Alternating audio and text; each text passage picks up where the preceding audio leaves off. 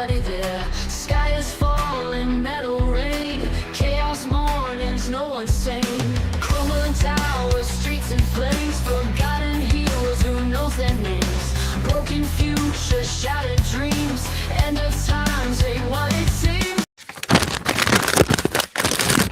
Hello friends, it's Sam Chaney reporting for Weaponized News. Today, August 26, 2026. We got 226s today out there. Thank you for joining us on this Wednesday edition of Weaponized News. We have a special guest, John Gold, on the line, author of We Were Lied To About 9/11 and other works.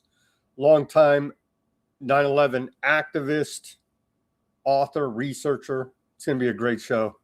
We're going to talk about what is not talked about much regarding 9/11 on the 25th anniversary. And so we're going to get into all of that for you today in the first hour of the show. And then we got, what are we on? Iran War Day 179 here now.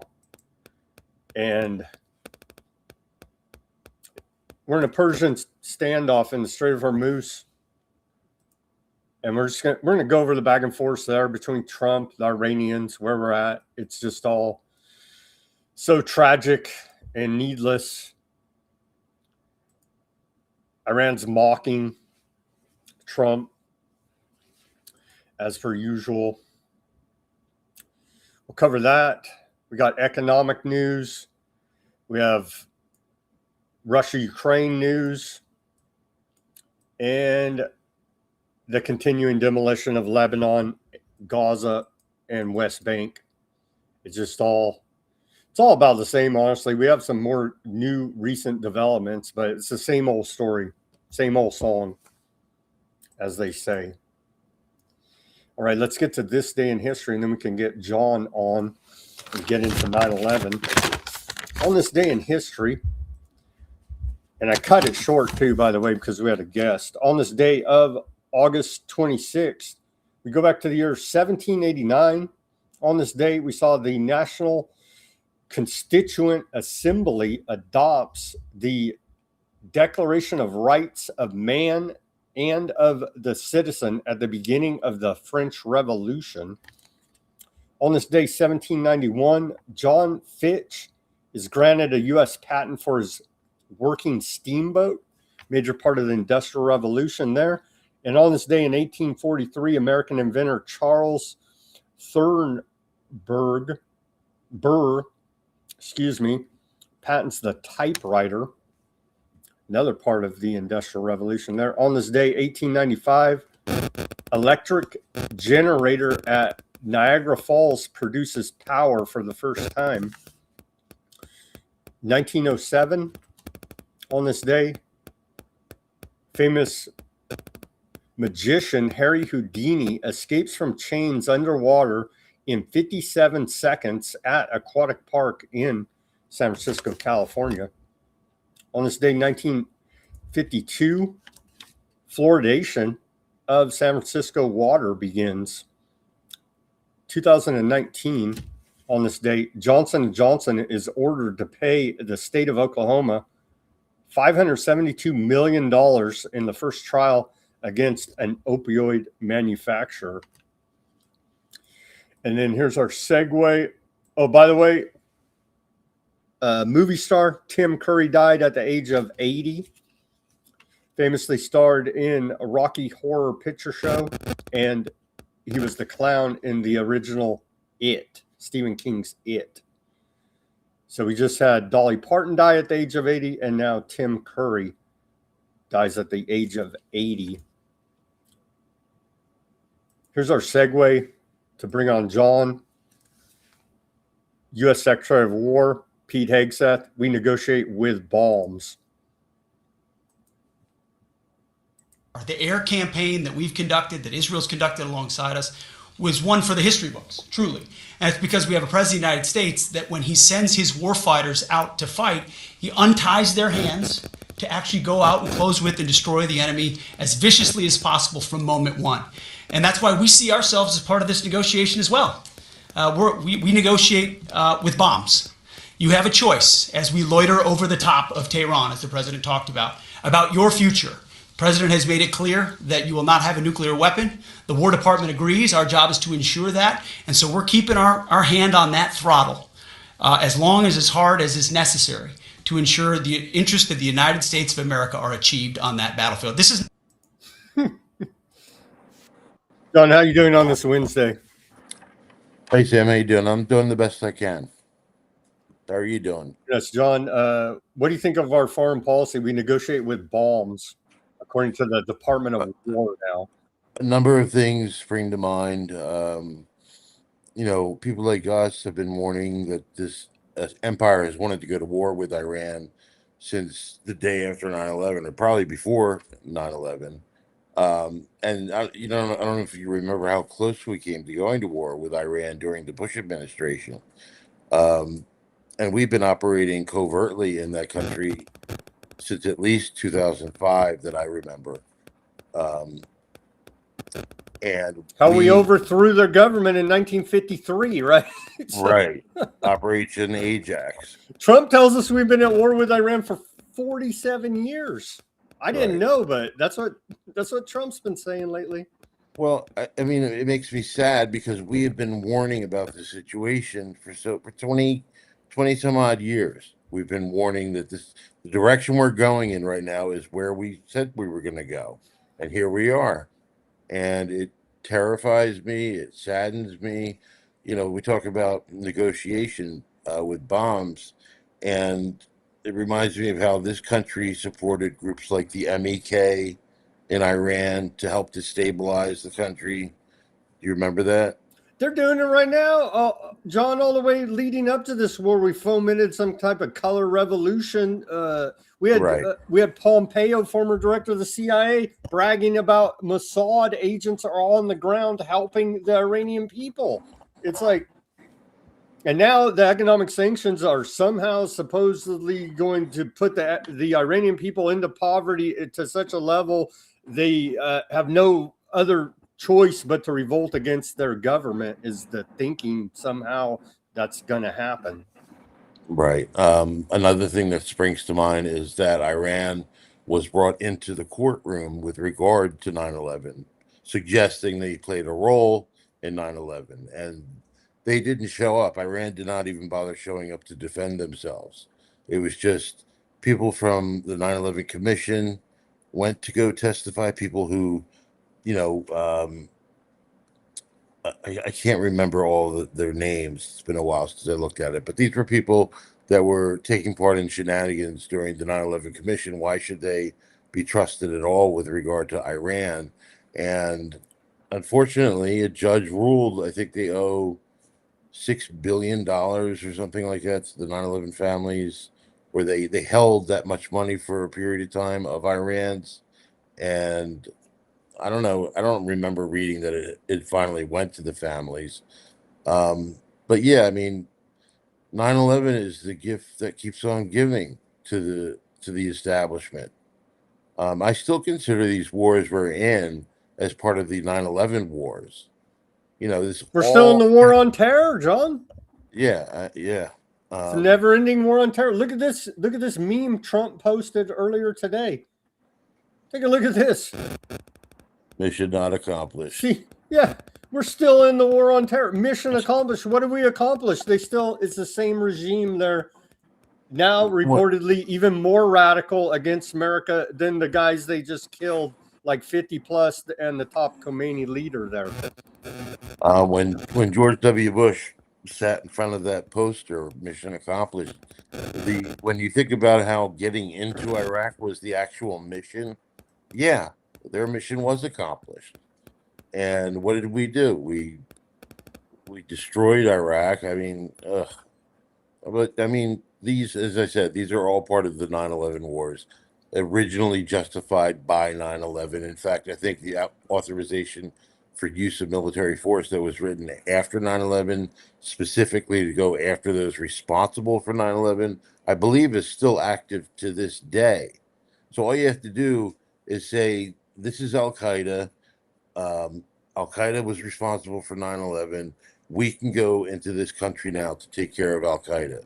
I don't know, John. Al Qaeda's reformed now. The former head of Al Qaeda Syria is the president of Syria. Oh, So they're good guys now. Trump tells us. I know. When I saw that whole, it was so ridiculous. It was funny, but it was infuriating and funny at the same time. That we we essentially allowed a member of Al Qaeda to become the president of Syria, and that line in and of itself is just insanity. When you think about how much they said 9/11 was the group with far-reaching tentacles that could get to everybody, you know.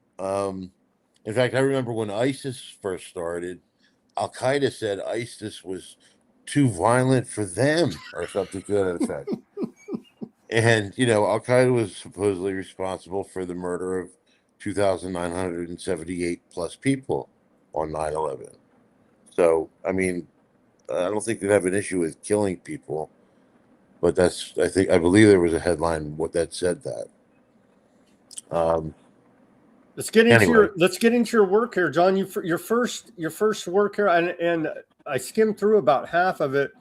Your first work was 9/11 Truth, or the Fight for Peace, Justice, and Accountability. mhm. Well, that was a book that came about because when I thought about how this fight, when it was over, that's when I would write a book. That didn't seem like it was going to happen anytime soon. So then I decided to write the book, and I actually wrote that book within 2 weeks' time. I never left the computer. I just kept writing and writing and writing, and then I handed it off to an editor to go through it. But I knew that if I had stopped writing at any given time, I would procrastinate and it would never get done. That's why I forced myself to sit at the computer to finish that. But that was basically my attempt at reaching out to the American public, the world public. Then I try to portray myself as being no different than your average Joe Schmo. I would, I wasn't educated about how the system works prior to 9/11, but I have since learned, how the things are run around here. But I wanted to share with them that I was no different than anybody else. I just happened to see something that was wrong, that was taking place, and I tried to fix that situation. John, did you think like I did at one time that hey, our representatives, like I thought, and the group of 9/11 truth truth activists that I was working here with in Fresno, we thought that it's our congressman just doesn't know this information. And if we get him this information, then he's going to have an aha moment. He's going to start demanding investigations because of the egregious crimes that have been committed here.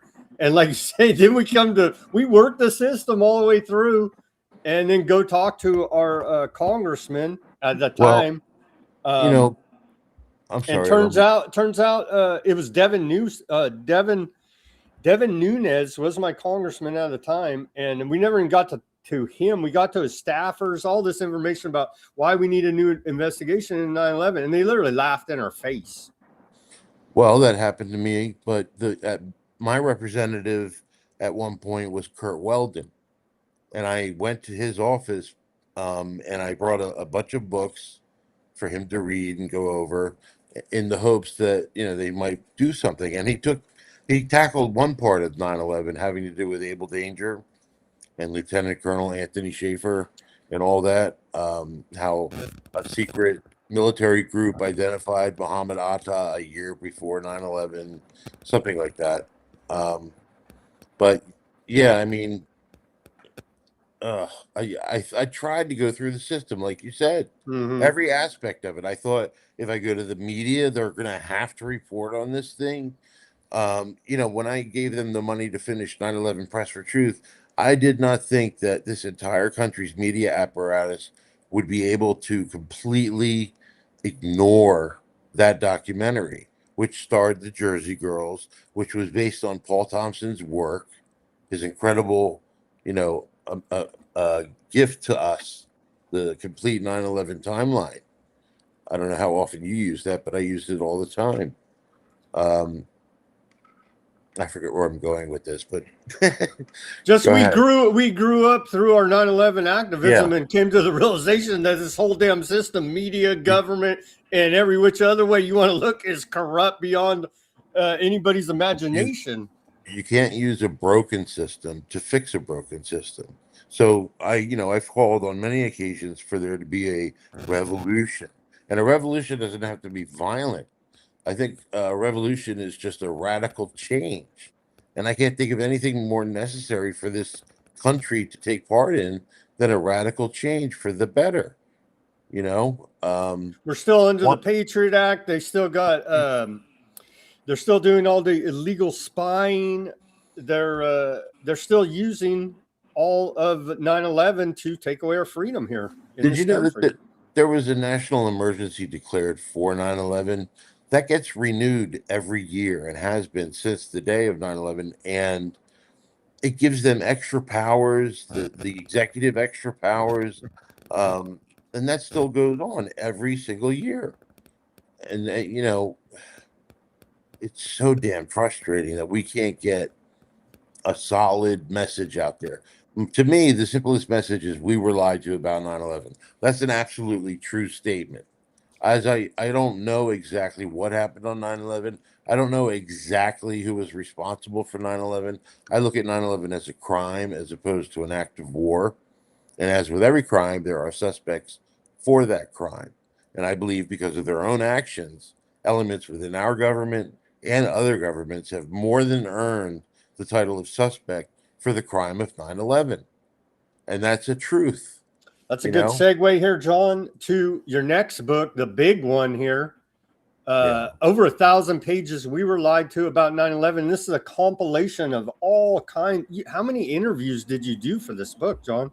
I did 31 interviews. I tried to interview the best of the best, the people that wouldn't push bullshit, conspiracy theories or information, people that would just tell the story because the story speaks for itself. It really does. When you just tell what happened, when you talk about how the Bush administration fought relentlessly against investigating 9/11, they fought against the family members. I mean, that screams cover up. And there were so many things like that that screamed there's a 9/11 cover up going on. And some aspects of the news kind of sort of reported on it, not a lot. There was never any follow up interviews, no follow up research, and they just let it go. Um, again, trying to use the system to fix the system is impossible. But I John, don't, I did a long interview because we were doing series. We were activists over here. We're doing series of playing 9/11 documentaries at our local libraries, and we hyped it. I don't know. We did it for a good 6, 8, 10 months straight, like every month, recurring, right? Showing these different documentaries. Anyway, we got local news interested in it, and I did a big interview with my local Fox News here, all about what we were trying to do. They never aired it, right? They never aired it. So, but yeah. yeah. Okay. Well, the closest I ever got to media exposure was a town paper, a small town paper that I happened to live in their region, and he interviewed me. And then he goes and interviews David Ray Griffin to include in his article. And I don't know if you know or not, David Ray Griffin wasn't exactly solid with the arguments that he would put forward. I don't agree with a lot of the things he said, but he used David Ray Griffin to somehow like discredit the work that I was doing, it seemed. Um, Unfortunately, I never fought to be on television. There was a time I kind of did, but then I thought they could open this up to like I don't want my family getting hurt and stuff like I didn't want to be the center of attention. I tried to make sure that the families who were talking or speaking out, their message was getting out there. That's the best I could do, was to make sure that their message was getting out there. John, you've been a 9/11 truth activist on the ground for 20 years, something like this. You documented all in your first book, all the different events, rallies, all this different stuff, movie screenings, trying to raise public awareness about this. You want to talk a little bit about that? All your work as a unpaid, right? You're just doing it out of because we've been lied to about 9/11, and now it's affecting our life still 25 years later here. When I wrote my first book, I didn't know whether or not I was going to charge money for it. But then I started to think that people would be more prone to read something if they paid for it than if they just received it for free. So I gave it a $6 tag to buy, and it was only available in Kindle format. Um, Now, the stuff that I did, oh my goodness, I don't know where to begin. I could tell you on the day of 9/11, I questioned the attacks. When the Let's go back to Pentagon, that because that's a thing people like. Where were you on 9/11 the day it happened? well, I was at work and I was listening to Howard Stern. A lot of people in the office were listening to Howard Stern, and there was a news flash about a plane hitting one of the towers, and then the second tower was hit and all that. Um, and the first question that I had after the Pentagon was hit, which was 34 minutes after the second tower was hit, when everybody in the world knew that America was under attack. 34 minutes later, a commercial airliner manages to penetrate DC airspace and hit America's military headquarters. And I thought, where the hell's our military? But I never questioned it again until a little bit later. I believed everything I was being told by the politicians, by the news and everything like that. I was a patriotic American. I wanted to carpet bomb the Middle East and make it into a parking lot. I believed every Arab was a terrorist. I was an ignorant American when 9/11 happened. I was absolutely ignorant when it came to politics in America, how the system works. Um, and I believe the television would tell this story. The television is definitely going to tell this story. You're damn right it is, because I don't know if you remember or are a fan of the show All in the Family. There was an episode where Archie got to do what was called equal time through the fairness doctrine, where he could go online or go on the television to give his point of view concerning a specific topic. They did away with that in the 80s. Otherwise, we would have had the opportunity to demand equal time and go on the television. That never happened. Um, what was your original question? Wait, Just what did I do? where were you on Oh, I 9/11? was at work. The second tower got hit. Everybody knew America was under attack. And the Pentagon in '93 happened, and they let us go early that day. And I remember I was driving around, just in a daze. This was so surreal to me. It was almost as if it was like a movie transpiring. And But where are it you was, at then? You're in you're in Philadelphia. yeah, near Philadelphia, Pennsylvania. So I just drove around for hours. Um, I started to think of my grandfather. My grandfather was one of the most important people in the world to me, and he was a salesman by profession. And we used to go to New York, Manhattan, Brooklyn, Bronx for his route to sell things. So he took me to Windows of the World once, which was a restaurant at the top of the World Trade Center. My family went to visit there in 1986. I mean, so I had a sentimentality towards the World Trade Center, and I was just really upset, And then I did what a lot of Americans did. I stayed glued to the television set because I had to know what was going to happen next. And the anthrax attacks happened, which were very questionable, to put it nicely. Um, it was all about fear and maintaining that fear. You know, we came together like never before in this country that I know of. Maybe during World War II it happened, but we came together and they told us to go shopping. You know, and instead of rallying together to make sure that the families have the truth, justice, and accountability that they so richly deserve, they told us to go shopping. So that just boggles the mind.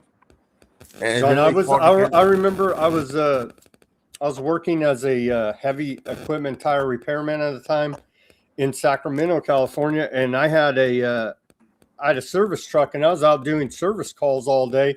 and I could only hear it on the radio. And they're saying America's under attack. It's ongoing. And they just kept cutting planes here, planes there, another plane. And I'm just like, what? But like you, when I heard they hit the Pentagon, I was like, how is that even possible?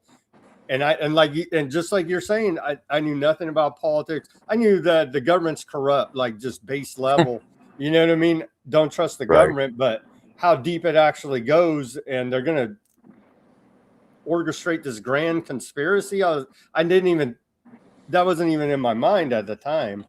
I never once questioned anything the government did until that day, or a few months after that day started. When I first started questioning 9/11, besides the day of and my Pentagon question, in January of 2002, both Bush and Cheney went to Tom Daschle's office, who was the Senate Majority Leader at the time, and asked him specifically not to investigate 9/11 at all. And I thought to myself, why would the president and vice president of all people not want to know exactly how and why this happened, and to make sure it could never happen again? And yet they were fighting against having investigations. They were fighting against the families who wanted an investigation. And the argument that they were using at the time is that they would take resources away from the war on terror to, but there were certain events in American history where there were investigations set up within days of the things happening, like Pearl Harbor. Um, I think it was in 5 days there was an investigation started. And it took 441 days for the 9/11 Commission to get started. I mean, and again, the 9/11 Commission was an absolute travesty, a farce. It was an article written calling it a whitewash. I think, what the hell paper was that, or magazine was that? Harper's Magazine called it a whitewash. And if the American people saw and heard what the 9/11 families were saying during the time of the 9/11 Commission, they would have been outraged, but they weren't told these things. After the 9/11 Commission completed its job, released its report, the Jersey Girls, the September 11th advocates, still were writing these press releases for years and releasing them to the public, and the news never picked up any of their press releases. And during or before the 9/11 Commission, during the 9/11 Commission, the Jersey Girls were media darlings. They were on the TV all the time. But once the 9/11 report was released and the story was set in stone, the media on a grand scale just stopped paying attention to what they had to say. So you can imagine how hard it was for somebody like me or you to try and get the news to cover any aspect of 9/11. If they won't cover the families, especially the Jersey Girls. It was Kristen Bratweiser who sat in front of the Joint Intelligence Committee, and spoke on behalf of the 9/11 families, all of them. And she's one of the September 11th advocates. So if she says something, and these aren't just 9/11 family members who lost someone that they were part of the process of the 9/11 Commission from the beginning until the end. They knew what they were talking about. These aren't people that you should just brush aside, as if they have nothing to say. It was an absurdity. So, my second book was dedicated to the Jersey Girls. They're heroes of mine, and I don't use that term a lot, but they are heroes of mine. And I've always tried to help them and what they do.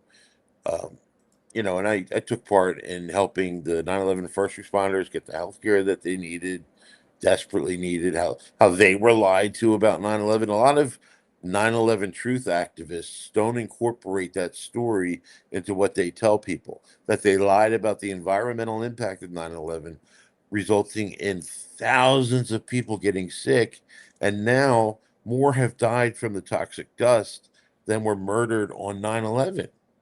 So that was, The EPA said the air was safe to breathe on Wall Street because they wanted to open up Wall Street again, it right? was it's documented that it was all about reopening Wall Street because money is more important than people. And they said, don't wear a mask when you actually needed to wear a Right. mask for the toxic freaking asbestos and all the other toxic right, they dust. didn't want to alarm the public, you know, and It's it's just so corrupt, man. It's so evil. Uh, John, you want to go through the facts? I kind of changed up my thinking here. Uh, in your first book, you have what, the facts? You want to go through the hard it was facts? called "The Facts Speak for Themselves." And I Yeah, think yeah. You want to go through that? Let's go back through that down memory lane here. Fact it, number one: the core of the Bush administration was predominantly made up of members of an organization called the Project for the New American Century. This group produced a document entitled "Rebuilding America's Defenses" that said the process of transformation they wanted our military to undertake would take an extensively long time. We're there now, John. They keep telling us we're rebuilding the military again. How much right. rebuild and $1.5 trillion Pentagon budget here for this next year is up to be voted in by Congress. So we're still in this process of Well, rebuilding. I used rebuilding America's defenses to show that they were capable, more than capable, of thinking on terms of we need a pretext in order to do this, to go to war. That, and that's not exactly what rebuilding America's defenses said. It was just talking about, building up America's military. The catalyzing, what was the direct quote? The direct quote from the report, they say they need a catastrophic and catalyzing event like a new Pearl Harbor. And you know what? 9/11 was not a new Pearl Harbor. I look at 9/11 as a new Reichstag fire. Because when you start looking at all the information and you start to come to these conclusions or possibilities in your head, it's so anachronism. What's the word? It just relates to it so much better than the new Pearl Harbor. But anyway, the first fact, if you read the last part of that fact, I believe it talked about what kind of weapon would be used as a politically useful tool. It said, if they could attack people strictly by their DNA or stuff like that, that would be You say here, John, this document even cited that advanced forms of biological warfare that can target specific genotypes may transform biological warfare from the realm of terror to a politically useful tool. Yep. Imagine being able to go after a certain type of human being because of their genotype or whatever it is. That's Race-specific bioweapons. That's what old Dick Cheney was talking about. Right. Oh, he was horrible. He was just a horrible human being. And, he is a suspect or was a suspect for 9/11. He's now dead. And that's what they do. They actually rely on the passage of time to get away with crimes that they took part in. Because eventually people start dying that you want to talk to. I mean, one of the first people I wanted to talk to was Ernest May, who helped co-author the 9/11 report. And he died a long time ago. Sandy Berger died. Lee Hamilton died. So many people have died that should have been put on a stand somewhere to take questions on 9/11, and that never has never been done. This think tank group, the Project for a New American Century, the last line you say here, a lot of the same people were part of a group that wrote a report titled "A Clean Break: A New Strategy for Securing the Realm That Advanced an Aggressive Israeli Policy in the Middle East." Oh my God, it's just so infuriating. We're still there. We're still doing the same thing. We're doing exactly what they wanted to do in a clean break. The whole greater Israel idea. And I report on it here every day, John. They're blowing up they're leveling the whole place there and taking it over, as they continue to say they're doing. Do you remember what's his name, former NATO commander? Oh God, who talked about, he went to the Pentagon, met with some people, met with his friends. They gave him a document. They said they wanted to attack this country. Wesley Clark, right? Thank you, Wesley Clark. He said that we wanted to go to this list of countries and take them out, and that's exactly what we did. That's exactly what we did. And what we're doing now is an extension of all of that stuff. You know, it infuriates me. You know, the Zionists, the people in Israel, do more to create actual anti-Jewry than anything, anybody else does. Their actions alone, I mean, I call it anti-Jewry because I don't believe the term anti-Semitic is accurate. Everybody in that region is a Semite. So when you say anti-Semite, you're against everybody in the Middle East, They've not just twisted the definitions around, yeah, John, as you know, to their own advantage. And then any criticism of them, you're a bad person, you're a bigot. And it's like, no, you guys are the ones killing innocent civilians, women, and children. And we're just saying that's wrong and stop doing it. How does that make us bad? You know? right, exactly. I appeared once on CBS News. They were covering a rally at the Israeli consulate in Philadelphia. We were out there. It was was it Operation Cast Lead or one of the in the latter part of 2012, Israel was bombing the shit out of the Palestinians, and I went to go protest. And I actually appeared on local CBS News to talk about it, and I made sure that I gave them nothing they could spin. I said I saw babies were being killed, and that's wrong, and that was it. That's all I said. Um, and that those kinds of actions that they take part in, the Jewish settlers, what they're doing. I can't stand that phrase settler. It makes them sound as if they're a nice old group of people looking for a place to stay, and they're not forceful or forcing people out of their homes and hurting and killing people. And oh my gosh, They're taking it. They're taking all that land, like you say, for the Greater Israel Project, right? and they all say that as well. Netanyahu, Smotrich, Ben Gvir, all the top guys in their government say that. So it's not even a question. But like you say, our U.S. media is going to twist it, spin it, and say you're a white supremacist, freaking bigot for questioning any of it, right? Our media is trained to deal with Israel in certain ways.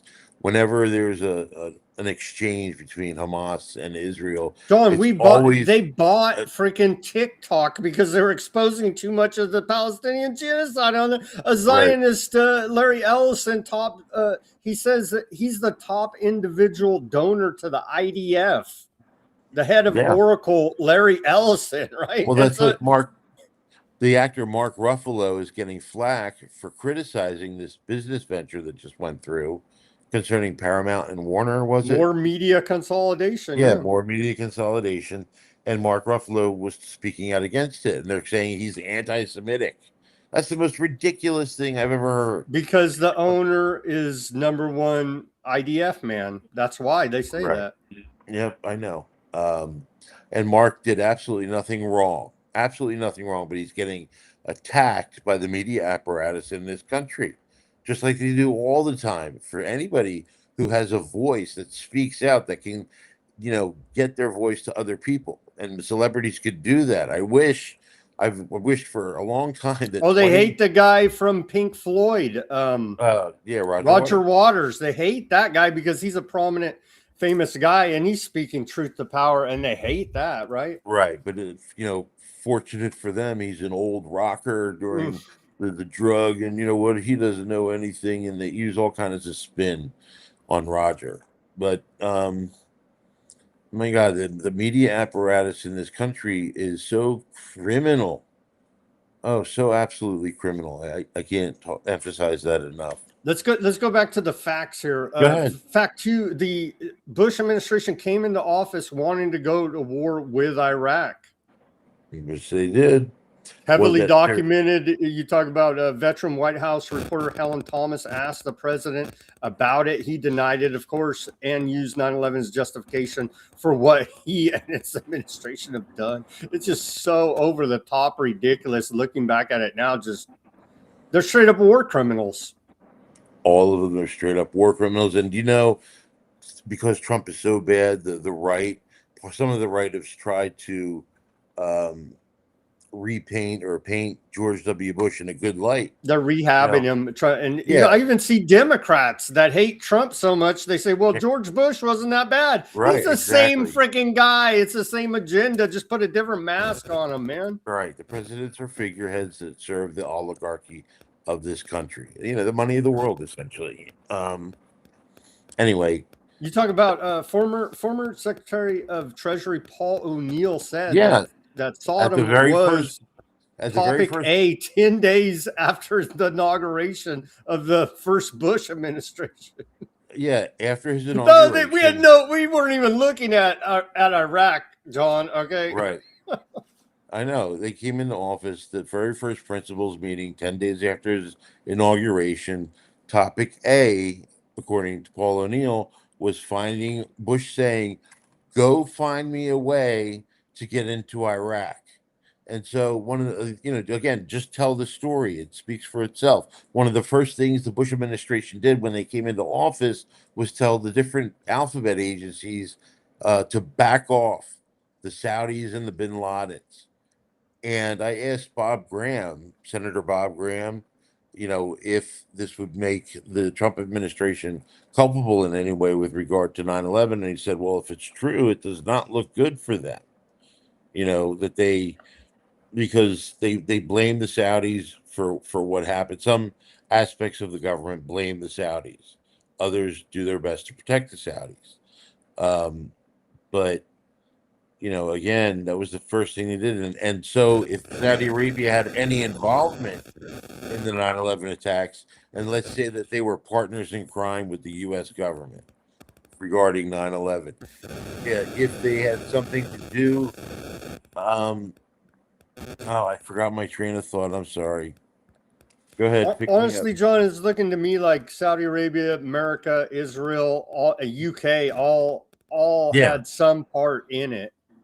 It looks that way. I mean, again, if Saudi Arabia was a partner in crime with regard to 9/11, and that's not an ridiculous thought when you look at who was financed, like Prince Bandar, who was the Saudi ambassador to the United States for 30 some odd years.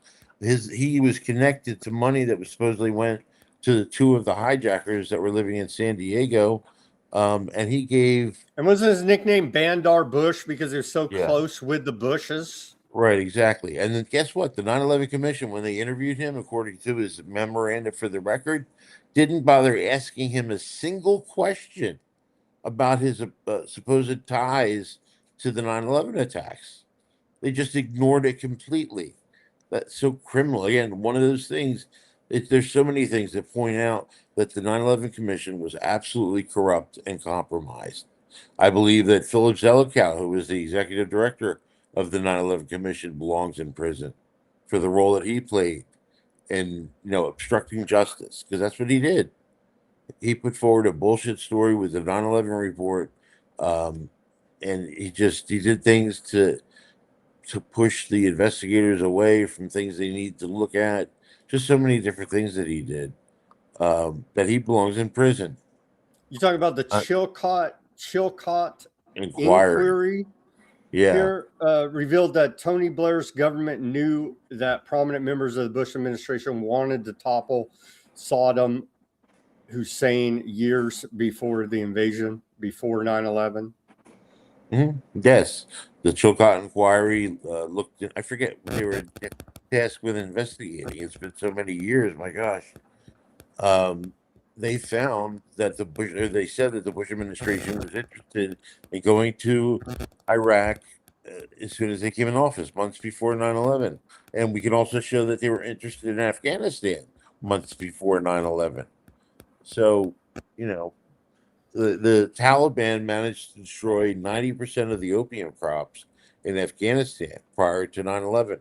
After 9/11, when we went into Afghanistan, in not a long amount of period of time, they started to supply 97% of the world's opium. I wonder how that happened. Here, John, we talk about Think Progress reported that Bush administration officials held a meeting recently in the vice president, that would be Dick Cheney's office, to discuss ways to provoke war with Iran. Yep. Seymour Hersh explained that during the meeting in Cheney's office, an idea was considered to dress up Navy SEALs as Iranians, put them on fake Iranian speedboats, and shoot at them. This idea intended to provoke an Iran war was ultimately rejected. But they've been Yeah. thinking about That they've just had shows the mentality necessary to pull off something like 9/11. That's what that shows.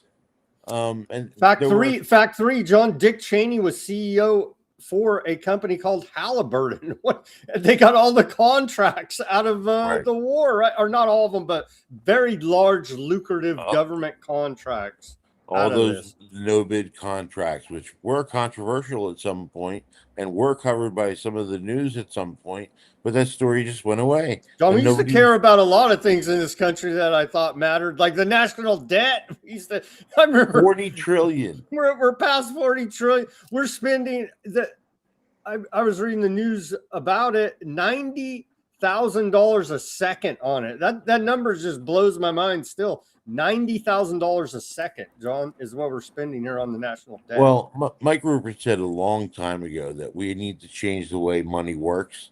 And I don't know exactly what he meant, but I think that a bartering system would work better than money works. If you have the ability to do something that I need done and don't know how to do, you would do that for me, and I have something that you would want, that kind of thing.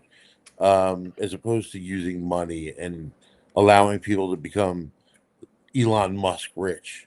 Oh my God, he was a trillionaire. I don't know if he is still a trillionaire, but he reached the Well, the only trillionaire reason mark. he's so rich is he's a big corporate welfare whore. He has giant Right. government contracts. He's a military industrial complex front man. He's no great savior for humanity as he's portrayed. He's a fascist. He's a fascist right winger. He's a techno fascist for sure. I mean, people talk about the hand gesture. Put that aside. Look at all the right wing groups he supports in different countries, like in Germany and stuff like that. I think he supports whichever way he thinks the wind's blowing, honestly, and whichever way he's going to profiteer the most. But he's deep up in the military industrial complex, that's for sure.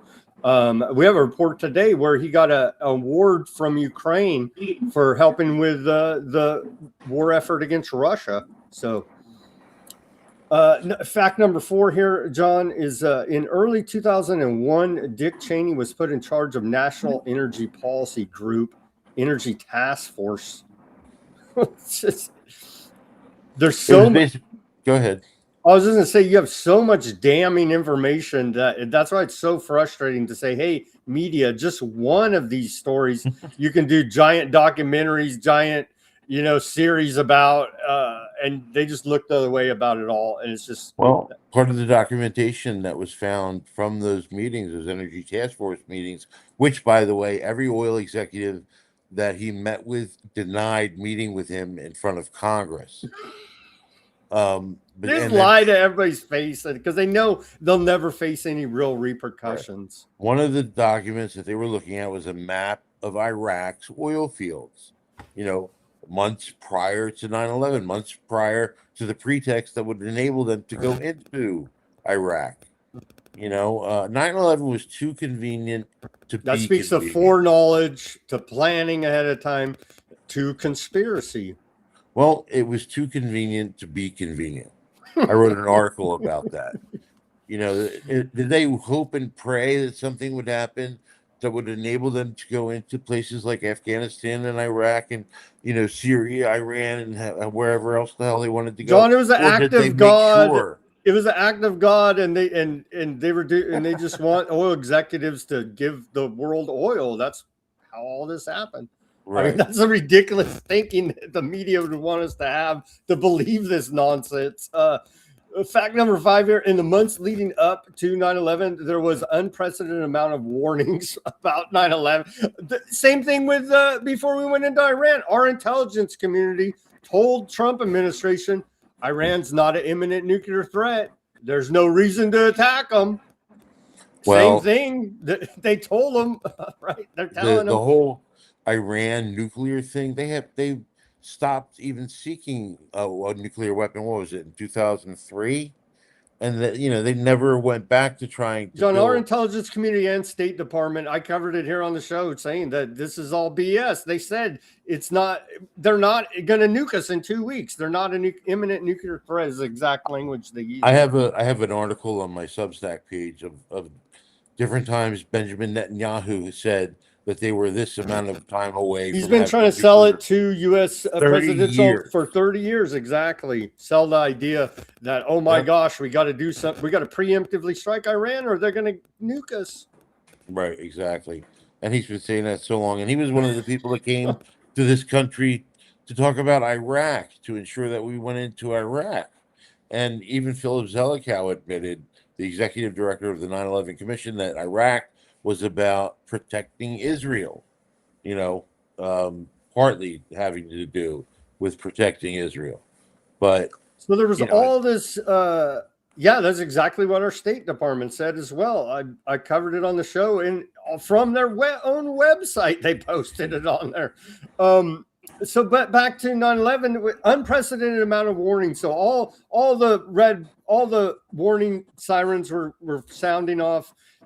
Our government was, in some part, was working how they're supposed to with this giant intelligence apparatus, saying, "Hey, we found these quote terrorists. They're planning an attack.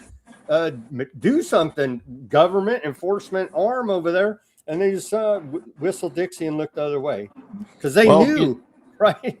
They knew. I mean, they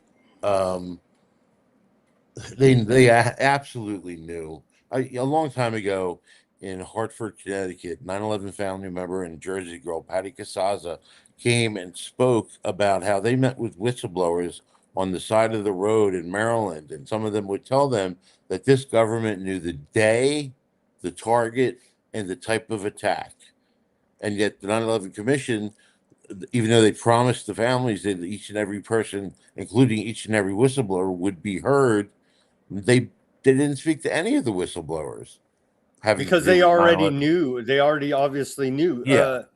The 9/11 Commission was tasked with protecting the Bush administration, with protecting the establishment, to make sure that nothing, would happen against them. Nothing incriminating against them comes out. Right.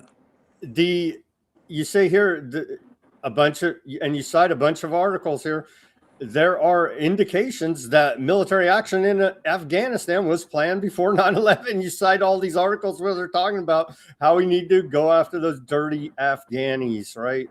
Mm-hmm. Man, oh man, it's just there were plans on Bush's desk 2 days prior to 9/11 having to do with invading Afghanistan. That just coincidence. All these coincidences.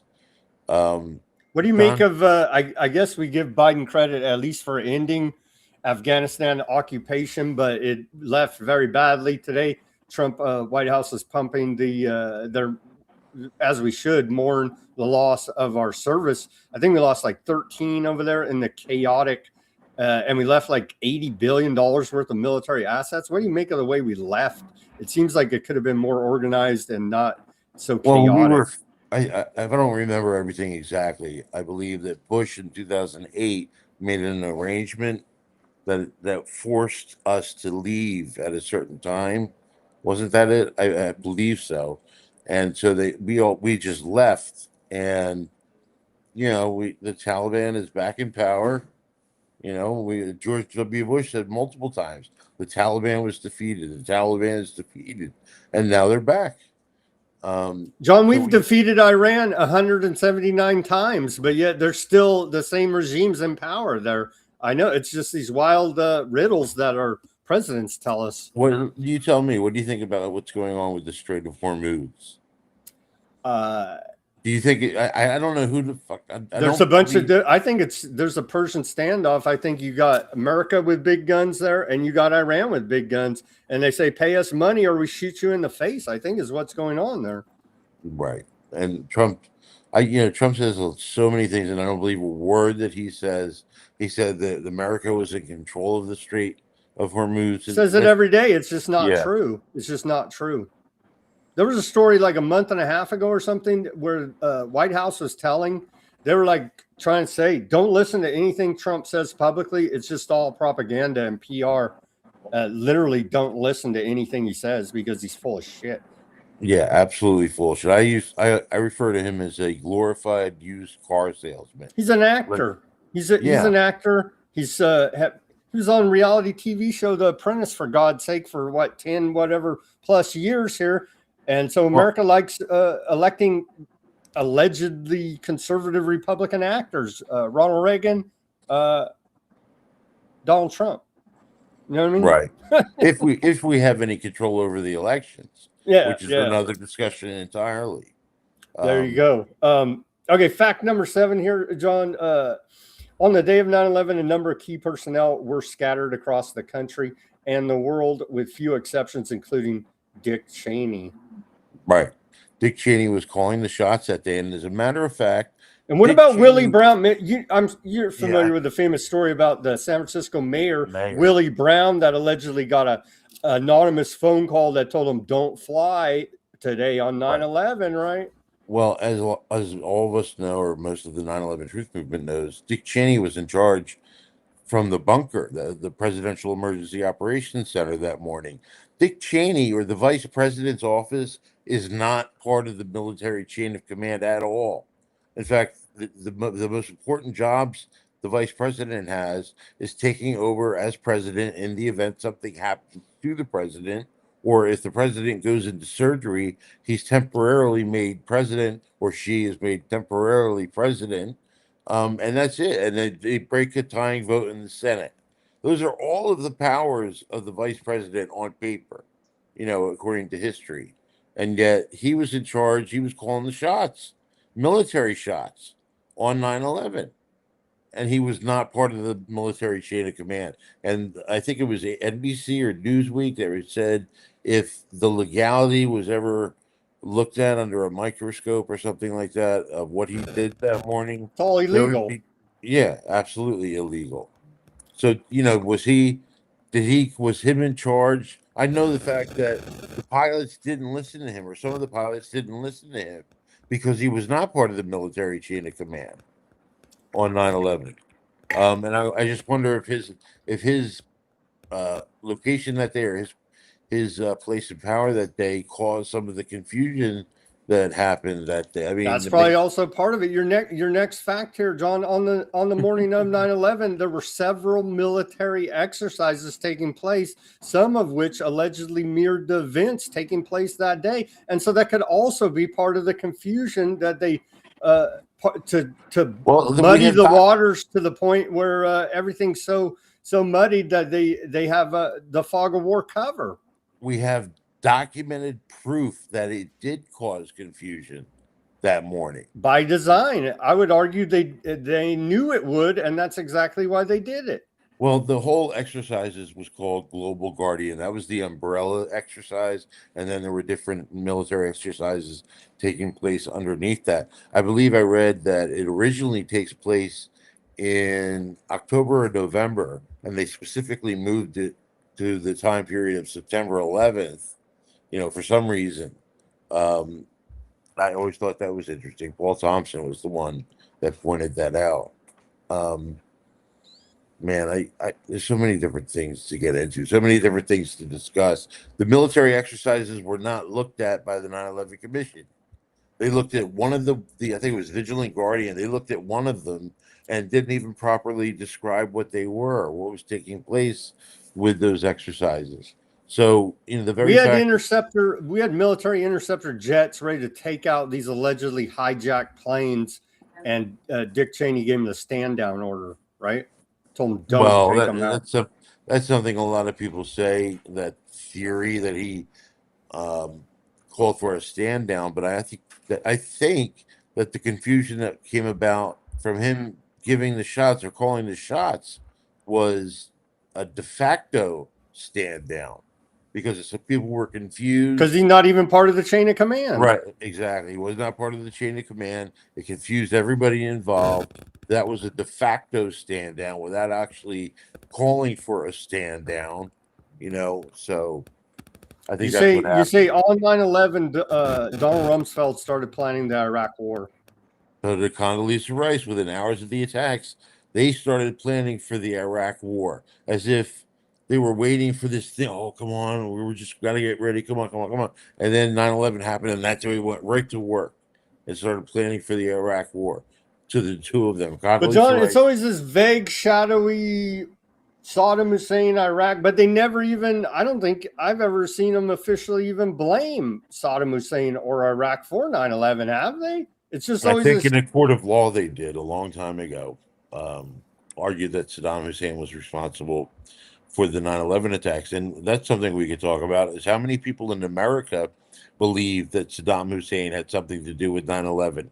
There were polls that were showing upwards of, I think in the soldiers it was up to 86% believe that they were in Iraq because of Saddam's role in the 9/11 attacks, but upwards of 55% of Americans thought that he was responsible for the 9/11 attacks. And how did that happen?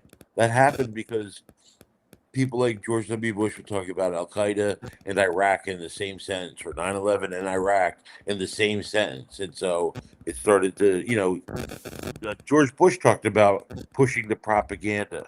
You remember that? I don't remember the exact quote, but he said, in my line of work, you got to catapult the propaganda, to make people believe that, the certain truth that we're trying to put forward. Whatever the hell he said, that's what he said his job was, to repeat the propaganda. Anyway, what's fact number 8? Was that military exercises, or are we on Uh, 9? we're at the hour mark here, John. We got to take a commercial Oh, break. We got to go take ahead. a commercial break. Live commercial break right now. Everybody give us a like, share, subscribe, push that notification button. Go to weaponizednews.com/shop. Get yourself a holograph sticker over there, a white background sticker, a clear sticker.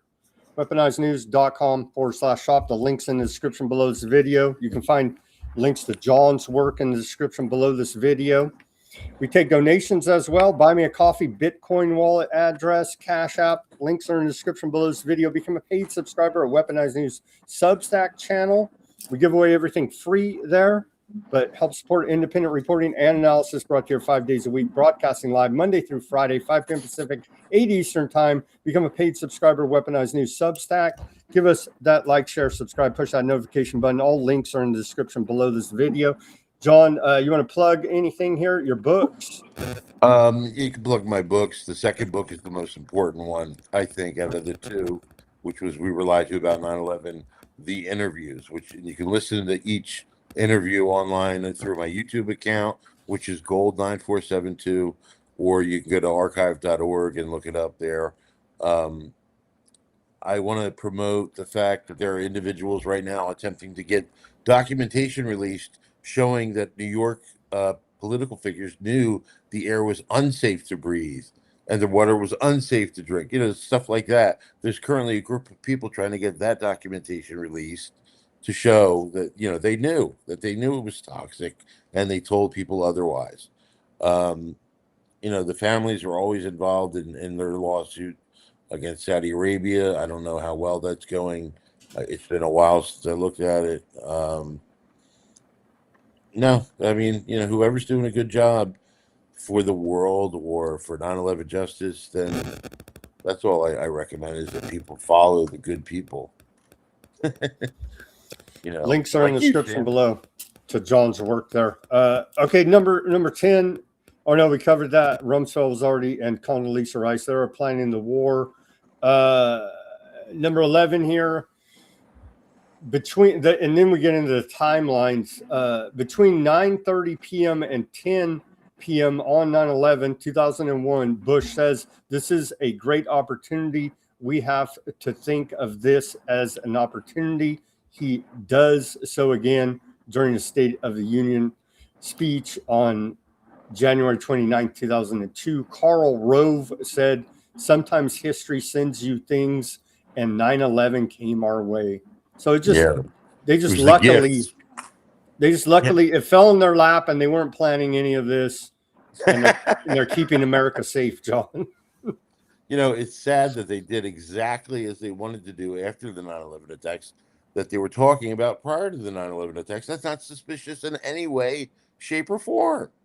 You know? It's just so over the top ridiculous. Here you talk about in fact 12, Wesley Clark, you say, in the days and months following the attack, several people within the administration and elsewhere tried to tie Iraq to 9/11.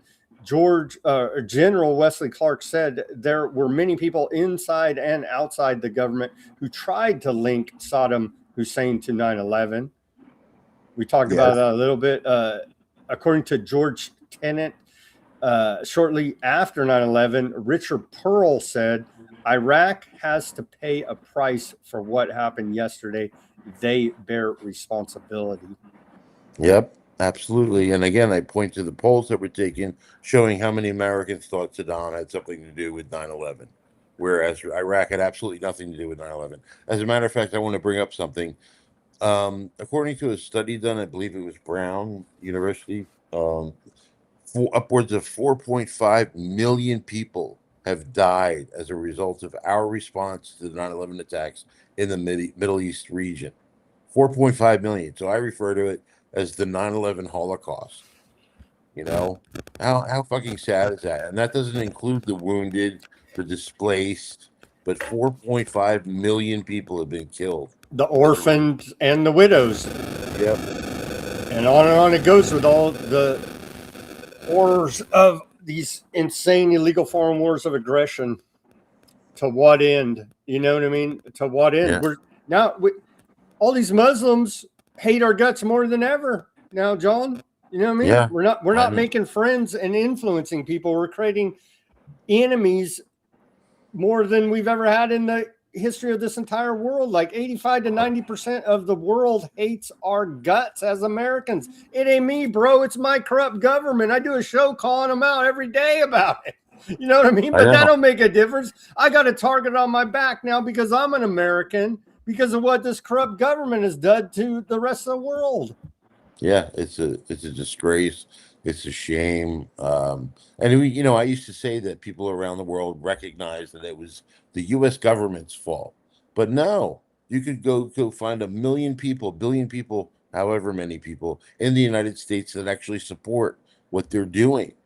What the government is doing. Much of it are the Trump supporters right now. Do you remember when 9/11 Truth was a left-wing issue? Like we were left-wing kooks, and now it's turned to be a right-wing issue. How did that happen? Only the right wing are covering different aspects of the 9/11 attack, the lies concerning the 9/11 attacks. How did that happen? So anyway, Fact 13 here, John, the heads of the joint congressional inquiry into 9/11, Porter Gross, Representative Goss, and Senator Bob Graham, along with Senator John Kyle, met with alleged financier of the attacks on the day of 9/11. Right. That's in the crazy. days following 9/11, Lieutenant General Mahmoud Ahmed, who was the head of the Pakistani ISI, the Pakistani equivalent to the CIA, was in Washington, D.C. during the week of 9/11. There were allegations that he asked Ahmed Omar Saeed Sheikh to wire transfer $100,000 to Muhammad Atta. And there's a lot of information that suggests that actually happened. There's also information that suggests that Lieutenant General Mahmoud Ahmed and Ahmed Omar Saeed Sheikh took part in a terrorism plot a month after 9/11 together, showing that they have a history of working together. So what, if they gave out $100,000 to Muhammad Atta, that's a bad thing because, after 9/11, Pakistan became one of our biggest partners in the war on terror. We were giving them untold amount of money, through a lot of it through wireless cash transfer. They're still asking for money, John, for brokering alleged Iran America peace talks. They're still saying, give us a bunch more money. If you remember, Pervez Musharraf was the head of Pakistan during the time of the beginnings of the war on terror, and it was eventually found that he was responsible for the murder of Benazir Bhutto. And he was found guilty in a court of law. I don't know what happened to him now. I don't even know if he's alive or not, but Yeah, that was one aspect of 9/11 that should have been looked into. The 9/11 Commission's report didn't say anything about it. It was one of the questions put forward by the 9/11 Family Steering Committee, which was made up of 12 9/11 family members, including the Jersey girls, and their job was to work with and monitor the 9/11 Commission. They worked with the staffers of the 9/11 Commission. They tried to direct the 9/11 Commission as much as they could, but they couldn't. They couldn't get the 9/11 Commission to do what they wanted it to do. Here's an example. The Mueller investigation into Russiagate used their subpoena power 2,800 times. How many times did the 9/11 Commission use their subpoena power? Do you know? 0. It was 3, but close. 3 times. And each time it took this massive, argument that had to take place, between the Democrats and the Republicans of the 9/11 Commission. It was partisan by nature. Oh God, 9/11 Commission. It's important for us to make sure that the right history is told concerning the 9/11 attacks. Right now, the wrong history is being told. It's continually being used for a multitude of things. And we need to just make sure that the right history is told. I don't know how to do it, other than continuously writing articles or whatever, trying to reach out to different journalists, because how is it possible that every single journalist in this country is corrupt and suppressed, their work is suppressed and so forth? Not every single one, 99.9% of them, but, you might get lucky once in a while. What about the 28 pages, Redacted the pages. redacted pages? They were released. It was actually 29 redacted pages, surprisingly. And they talked about, one of the things they talked about was that Prince Bandar gave money directly to one of the people that helped the 9/11 hijackers in San Diego. I don't remember how much it was. It might have been $15,000. But, when at the time when the Joint Congressional Inquiry's report was released, they were talking about how there were 28 redacted pages in the report, that it was the Bush administration. It would save the Bush administration from certain embarrassments, if it was released. And you cite all these news reports. There's like, I don't know, 15, 20 documenting it all here. Right. And so, yeah, the Saudi Arabia angle, I mean, that's been the most reported on aspect of the cover up of 9/11, most definitely. And it's always right wing media outlets that are reporting on it. For some reason, I don't know why that is. Why is it always Fox News that reports, or the News Nation that reports on different things that are taking part in the lawsuit, the 9/11 family's lawsuit against Saudi Arabia? I don't know why that is. Just an interesting phenomenon. They're still trying to pump fear of terrorism and to bring it up any way they can. And so I don't know, you know what I mean? But fact 15, the Bush administration was the family's biggest adversary when it came to creation of a so-called independent 9/11 commission. Right. They were the biggest adversary against the 9/11 families for the creation of the 9/11 Commission, a supposed blue ribbon panel that they wanted to be created to investigate what happened. And again, we go back to the question, why is the Bush administration, why is the President of the United States and his administration, why don't they want to know exactly what happened that day and who was responsible, to make sure it could never happen again? But again, they were the family's biggest adversary when it came to the creation of the 9/11 Commission. So they even tried to, you say here, they even tried to make Henry Kissinger the commission, or the chairman of the commission. Right. But he resigned after family started asking too many questions. Right. The families got together at it's cartoonish level here, John. Right. And it would be funny if it wasn't so tragic. It's just it's cartoonish level of just propaganda, lies, corruption here from our own government and media. Right. Well, I can tell you that the 9/11 family members, the Jersey girls, met with Henry Kissinger in his offices, I think in New York City, and started asking him questions. Didn't you work with somebody or have business dealings with the name Bin Laden before? Like, isn't that a conflict of interest?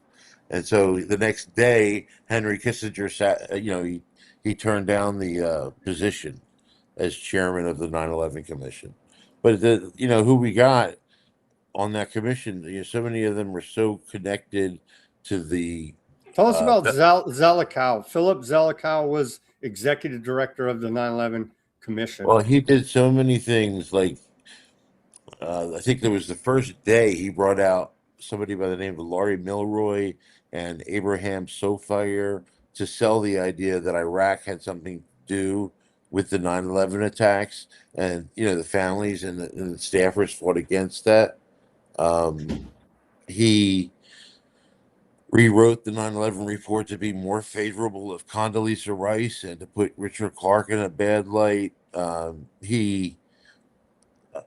my God, he did so many things. There was a woman who was working on the 9/11 Commission, uh, Dana Leeseman, who helped take part in writing those 28 redacted pages. She wanted access to those pages so she could continue her work, and Zelikow made it impossible for her to get access to them. So she went through a back channel to gain access to them, and Zelikow fired her for that. All she was trying to do was her job, and Zelikow fired her. Here you talk about he's cooking up nightmarish scenarios, catastrophic terrorism, Hollywood style scenarios. Well, yeah, he was. I think he was somebody who responsible for creating public myths, or something to that effect. I forget what the exact wording is. It's been a long time. Um, he made sure that the 9/11 Commission steered away from the NSA. The NSA was barely investigated or looked at by the 9/11 Commission, and there are a number of reasons why. The government, the Dick Cheney, one of his staffers supposedly was reading unvetted transcripts from the NSA, something they were not allowed to do, by the way, and they were cherry picking information, you know, I guess for the Iraq War or whatever. But um, I honestly believe that the NSA had enough information to show when the attacks were going to happen.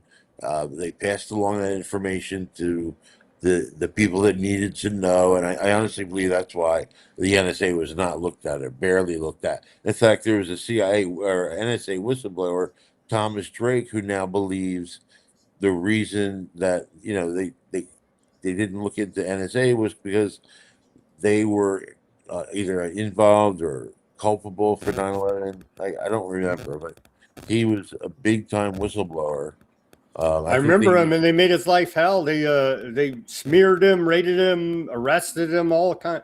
They made his yeah, life hell for just exposing the fact that, oh yeah, your government is corrupt, as you he's one always. of the he's one of the individuals I got to interview for my book.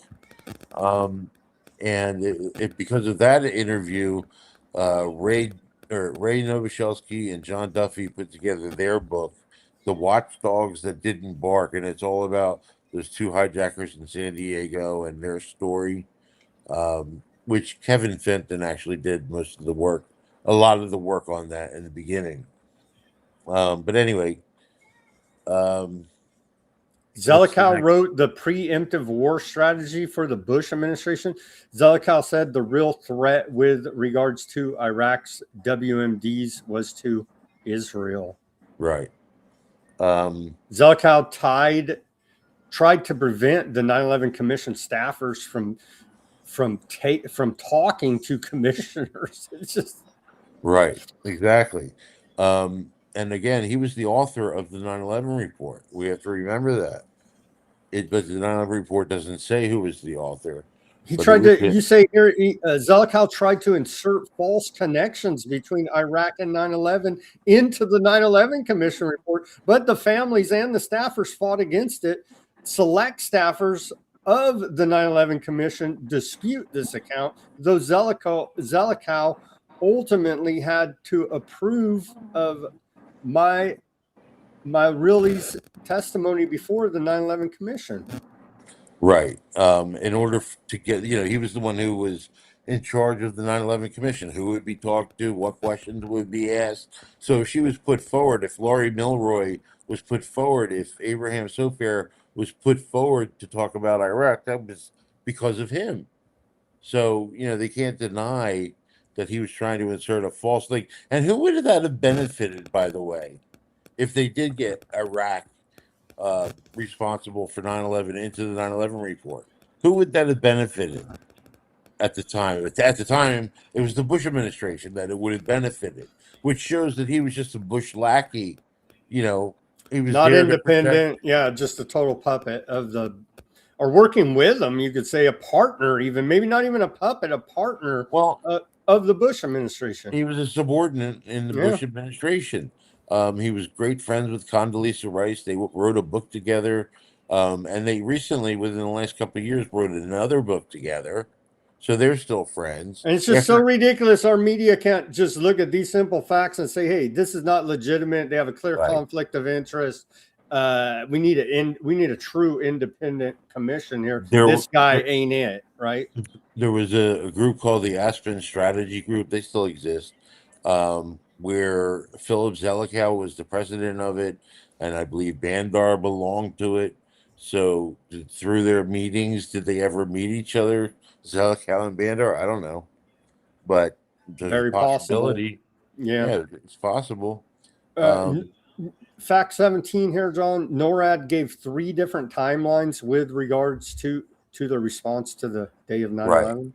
NORAD lied so much that the corrupt and compromised 9/11 Commission, they considered referring NORAD to the Department of Justice for a criminal investigation, but that never happened.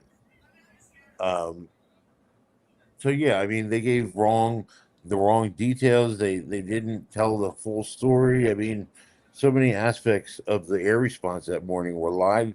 They lied to us about. I don't even know. I can't tell you exactly what happened that day because of all of the lies. I believe that's by design, to muddy the waters, the fog of war, so we can never have decisive 100%, because of all this insanity they created around it to be part of the cover-up. Exactly. 18, fact 18 here, John. Different pieces of evidence have been destroyed or is being withheld from the public. Right. Remember, the steel was shipped away to They carted off all the debris of the whole site there. Carted it off and sent it to China, didn't they?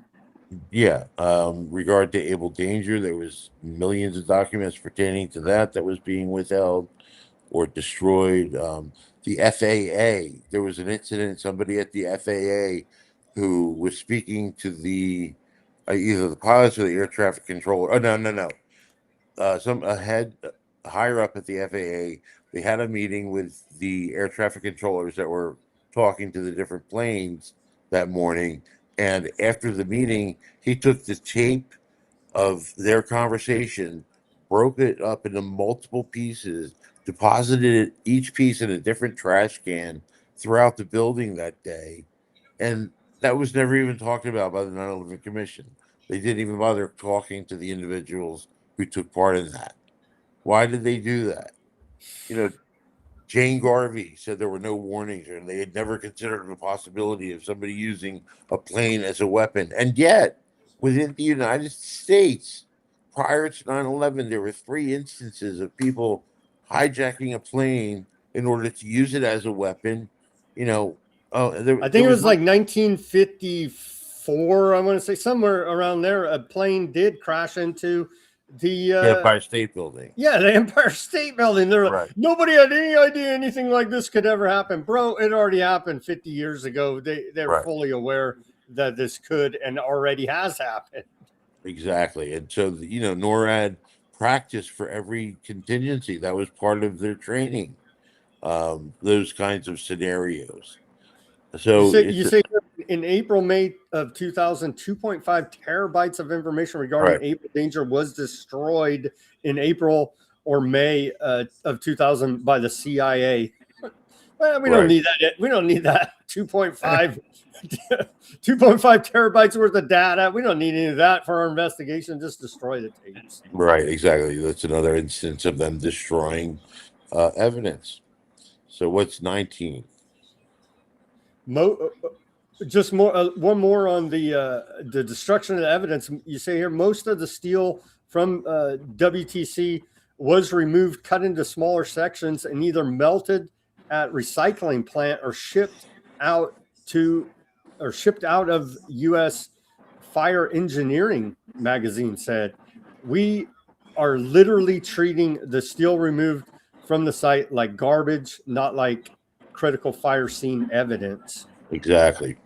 That was one of the magazine that was looking into it, Fire Engineering. And these forensic fire engineer investigators needed that evidence to be part of their investigation. Destroy it all. Just destroy it, move it to China. And then there's, unfortunately, there's a lot of stuff that made it to, what the hell is it called? The landfill that has all these parts from 9/11 where they're finding some bodies or fresh kills. That's what it's called. The Fresh Kills landfill has some of the building materials that were there. And the families, there were so many family members that did not get any remains of the people that were killed that day. And it's a shame. Bob McIlvaine, who's a 9/11 family member, was fortunate enough to get his son's body for the most part. He got it back so he could bury him. Who, by the way, Bob McIlvaine, wonderful man, a hero as far as I'm concerned, with regard to this cause. Anyway, what's the next one?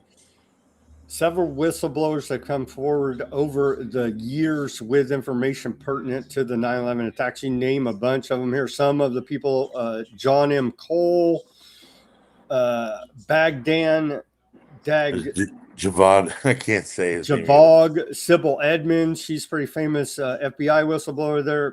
Bezrog Baruch Shashar, Melvin A. Goodman, Gilbert Graham, Colleen Rowley, John Vincent, Robert Wright, Mark Burton, Mike German, Anthony Schaefer, and Thomas Drake, as you mentioned earlier, and Scott Philpott. Right. Scott Philpott. Yeah, there were so many whistleblowers. They like Patty Casaza said that Thomas Keene, who was the chair of the 9/11 Commission, promised to her face that each and every whistleblower would be heard, and none of them were. None of them were questioned, and so that, again, that's another aspect that shows the 9/11 Commission was completely corrupt and compromised. One of my favorite things that shows that are the government minders. You know what they are? They were people that accompanied witnesses that would sometimes answer questions for witnesses, that would intimidate witnesses to say certain things. And those witnesses were afraid certain things would get back to their boss because of these government reminders. They couldn't speak freely, about what they wanted to. So they're literally government thugs intimidating witnesses. Yep, exactly. Called government minders for our own safety and security, of course. Right, exactly. Here, number 20, you talked about this a little bit, the connections between the bandars, funding the terrorism, Muhammad Atta. You talk about, interestingly enough, the head of the FBI, the famous Robert Mueller, right, who's now deceased as well. So he's no longer with us. Exactly. So maybe if everybody dies, then we could get some. Well, look at the JFK assassination. We still haven't got that, right? And yeah, exactly. And so, by the way, with regard to that, Oliver Stone came out with a documentary called 9/11 Revisited Through the Looking Glass, which was absolutely amazing. They just had amazing information showing how JFK was killed and who did it. But anyway, Fact Yeah. 22, you say no one has been held accountable, but we killed 4.5 million Iraqis or Or people in people that of the Middle region, East. Yeah. people in West Asia region there, and so uh, we held them Well, more than to account for the if you want to attack. say that those 19 individuals, Osama bin Laden, Khalid Sheikh Mohammed, were the sole people responsible, and then they go and they murder all of these Arabs, these people who look like those terrorists, that they have the same skin color. That's called collective punishment. That's a war crime. It's they even took out that concept from schools. You remember when you would go to gym class and the gym teacher would tell you run these laps because you did something wrong, and they're singling you out. So they're not allowed to do that anymore. I don't think in schools. But anyway, yeah, Collective punishment. That's exactly what they're doing. yep. But everybody who just looks the same as brown people, that was disgusting, absolutely disgusting. But that actually, I believed that after 9/11. As I said, I was an ignorant American. I think the They- majority of America did, John. So you have nothing to be ashamed of there. I Yeah. did as well, and I think the Yep. very large majority believed exactly what the television was telling us at that time. It's so sad, and unfortunately, the station that I got hooked to was Fox News because they were the red, whitest, and bluest, and I was a patriot. You know, oh man, how horrible was that? How many? Well, at least we didn't sign up for the military and go there and get our arms and legs blown off and kill some kids for America. At least we didn't God. go that far. But man, Remember the story of Pat Tillman?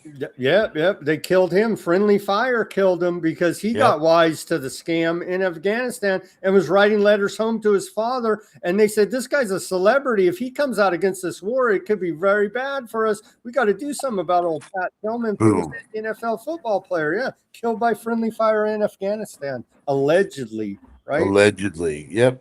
Absolutely. And it's a shame because he signed up specifically because of 9/11, as you Exactly were what talking we're saying. USA, America, red, white, and blue flag burn, get you damn terrorists. And turns Yep. out he figured out that they were lying about it while he was serving. And Can they you said, imagine how many soldiers figured it out and are just sitting there in their homes today like, I can't believe I took part in that. I've bullshit." interviewed a bunch of them here, Right. John. And it's so heartbreaking and so tragic what they've done to all of America, but especially the troops who bought the whole lie, hook, line, and sinker, and thought they were legitimately doing the right thing, fighting the war on terror. Yep. And look at ICE today. I warned that ICE was the equivalent of the Gestapo when it was We created. shouldn't even, the Department of Homeland Security is unconstitutional. It shouldn't even exist, but for 9/11. Exactly.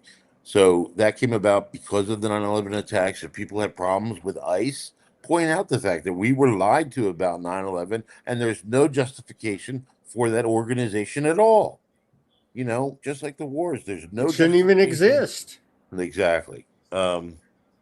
But So they're using it as federal Gestapo forces here now. now in Florida, isn't there an internment camp that was built in Oh, Florida? they're building them all over the place. They're Wow. doing this big federal government. Trump administration is doing a big deal with Geo Group, who is a private prison Right. corporation, and they've done and a bunch of their when all of their corruption was exposed, they had to shut down a bunch of them, and so there's these empty prison facilities. They're being refitted for alleged migrant detention facilities. I claim that at some point in the future, the government's going to point the gun at you and I, American. Well, they're already doing it. The number one threat in there. The number one threat, according to the establishment today, is homegrown terrorism or domestic terrorists. Us, they count us as the terrorists, and we said Do you see the woman last week, the ISIS-inspired terror attack that she was allegedly going to blow up the New York State Capitol building? Was that an FBI entrapment job? Yeah. The FBI set her up the entire way, and so they dog walked her to Home Depot, I believe, to buy the bomb making materials, provided her with all the intelligence how to do it and the funding, and then turn around. Same routine we've seen many, many times, and then turn around and say, we busted a terrorist right here. We're keeping you safe. It's like you guys made her a patsy, staged the whole thing up. It would have never happened without you, FBI. There's a video on my YouTube channel called, oh geez, I can't remember the name of it. It had to do, I can't remember the name of it, but it's specifically about this issue, about how the FBI was creating these terrorist attacks for people. Oh, it's called Manufacturing Terror. This little video I put together that has all these They just links. did another one last week, but yeah, many, many, many times. The headline: FBI foils terror plot. You read down the article. Oh yeah, it turns out they were FBI informant, and they were working with the FBI, and the FBI did this and this and this to help them along the path of terrorism. It's like, what? Yep, it's disgraceful. Absolutely, the inconsistencies, the hypocrisy is so infuriating and so heart-wrenching. It's just, you can only do this for so long until you get burned out. John, I'm telling you, like a couple of weeks ago, I was looking at at the Lebanese civilian kids they were blowing up, and I started crying, man. And I cover this horror of war every day, and it just got to me. And so it does get to you after a while. I I'm just agree with waiting you. for that time. I'm just waiting for the time when people who we actually did piss off in the Middle East do something in this country. You know, during World War II, it was the oceans that protected America. America wasn't being bombed. You know, it was everybody else that was being bombed. But imagine that happening today as a result of what we've done over the last 25 years. Well, that's why Trump needs to build the ballroom, which is actually a military bunker underneath the White House, because they know we got something coming here now. You know what I mean? For, like I say, 85 to 95% of the world hates America's guts. We have like over 40 countries under economic sanctions right now. And so we're punishing Joe Blows of those countries, regular citizens that are not the elites that are all in bed together. We're punishing them for alleged actions of whatever their government did that we say we don't like. And just regular citizens are suffering for it. They have nothing to do with it. It's horrible. You know, the Second Amendment, whatever you want to say, it had to do with creating a militia in the event that the government got tyrannical, that we would be able to deal with them. But we have nothing that competes with what they have. It's like bringing pitchforks to a drone fight. You can't win that battle. So the only other option is to non-violently, work against the system. John, they want us to get violent. That's the whole. I know. They're constantly provoking. Do something. You know what I mean? The corruption, the lying, cheating, stealing's in our face. They want us to do something, and so, but we know better than to. There's all these stories of people, Americans threatening their elected representative. Don't threaten them. Don't do anything illegal, because they will use that as an excuse and say, look, we stopped another terrorist. But they're trying to provoke a reaction for sure. Yeah, exactly. Absolutely. They're trying to do that. Look at January 6th. Yeah. You can look at that day, and you can see Trump and Rudy Giuliani on stage provoking people to do what they set those did. people up, those J6ers. Yeah, oh yeah. They 100% set them up. Yes, they did. And that was their intention. They were attempting a coup, an actual coup. Anyway, I don't know what they thought they were going to do with it, but they definitely set up those J6ers. Number fact 24 here: the United States government has not fully cooperated with international investigations into 9/11. Yeah, well, right. Yeah. I think there's been an update to the first thing that's listed. I don't remember the name, but yeah, no, America was not cooperating with international investigations. Why? Why would they do that? Don't they want to know exactly how and why it happened, so it could never happen again? You can make that argument about so many different people who fought against investigations. Why? John, we're at an hour and 40 minutes. You want to shift to the news? You want to hang with me? Can you come back and keep going down? I can hang with you for a little bit. All right. Let's shift to the news, and we'll come back to 9/11 on another date. We still got a couple weeks before 9/11 on the 25th anniversary here now.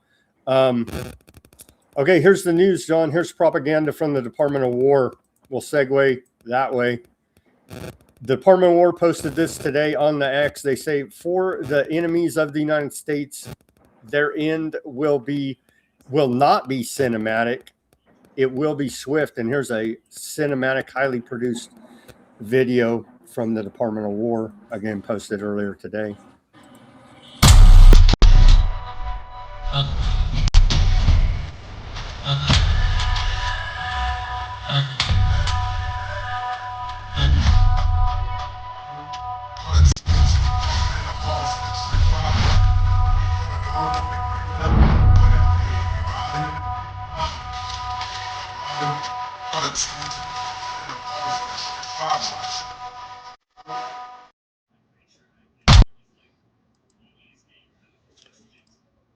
That's what our Department of War is posting on the internet, John. Such propaganda. Oh God, Pete Hegseth. Doesn't that douchebag get on your nerves like so much? It's another actor. I He's know. an actor, right? So they're all actors. They're all fake and gay. It's ridiculously stupid at this point.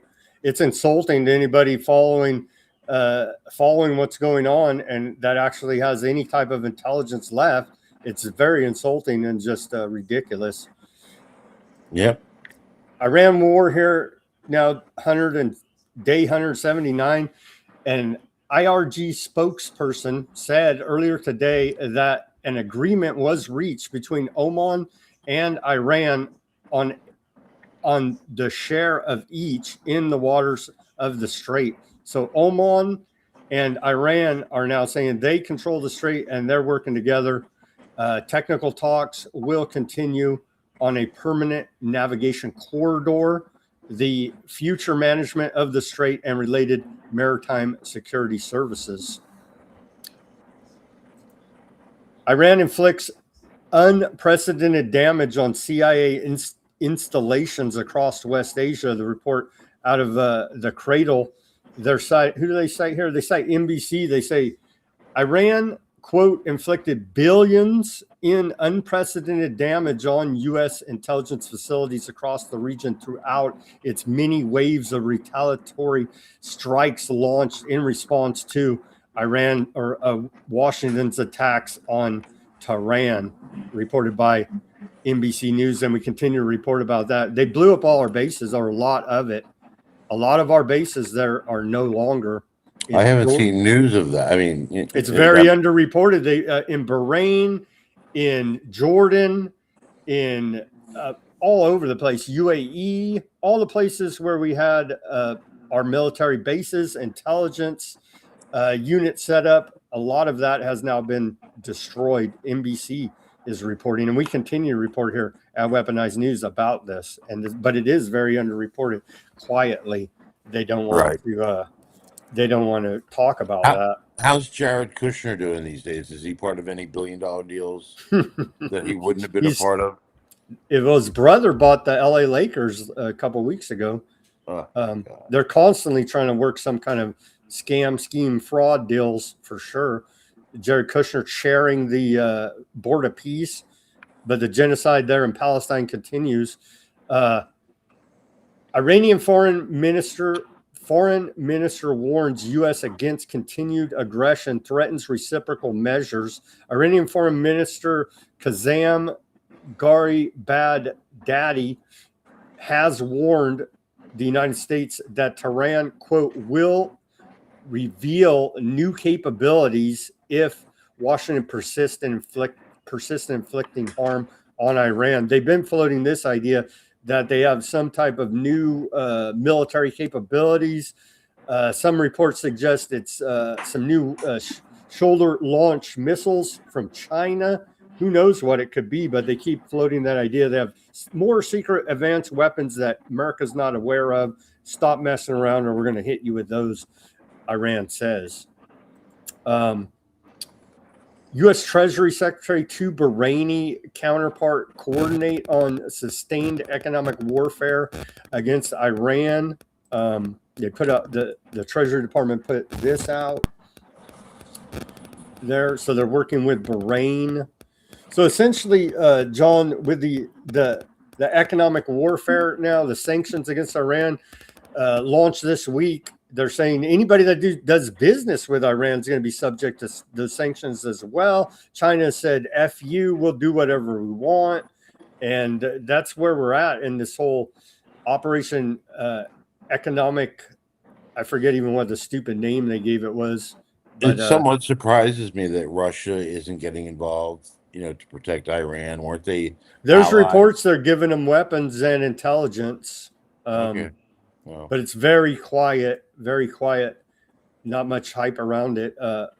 Iran's foreign minister spokesman Baghdadi said Washington's Iran policy has reached pure parity. Here's his post on the X, and that's the title of DC. Iran policy has reached pure parity. It turns to Bahrain, a country with virtually no meaningful economic exchange with Iran, to prove that its coalition is working.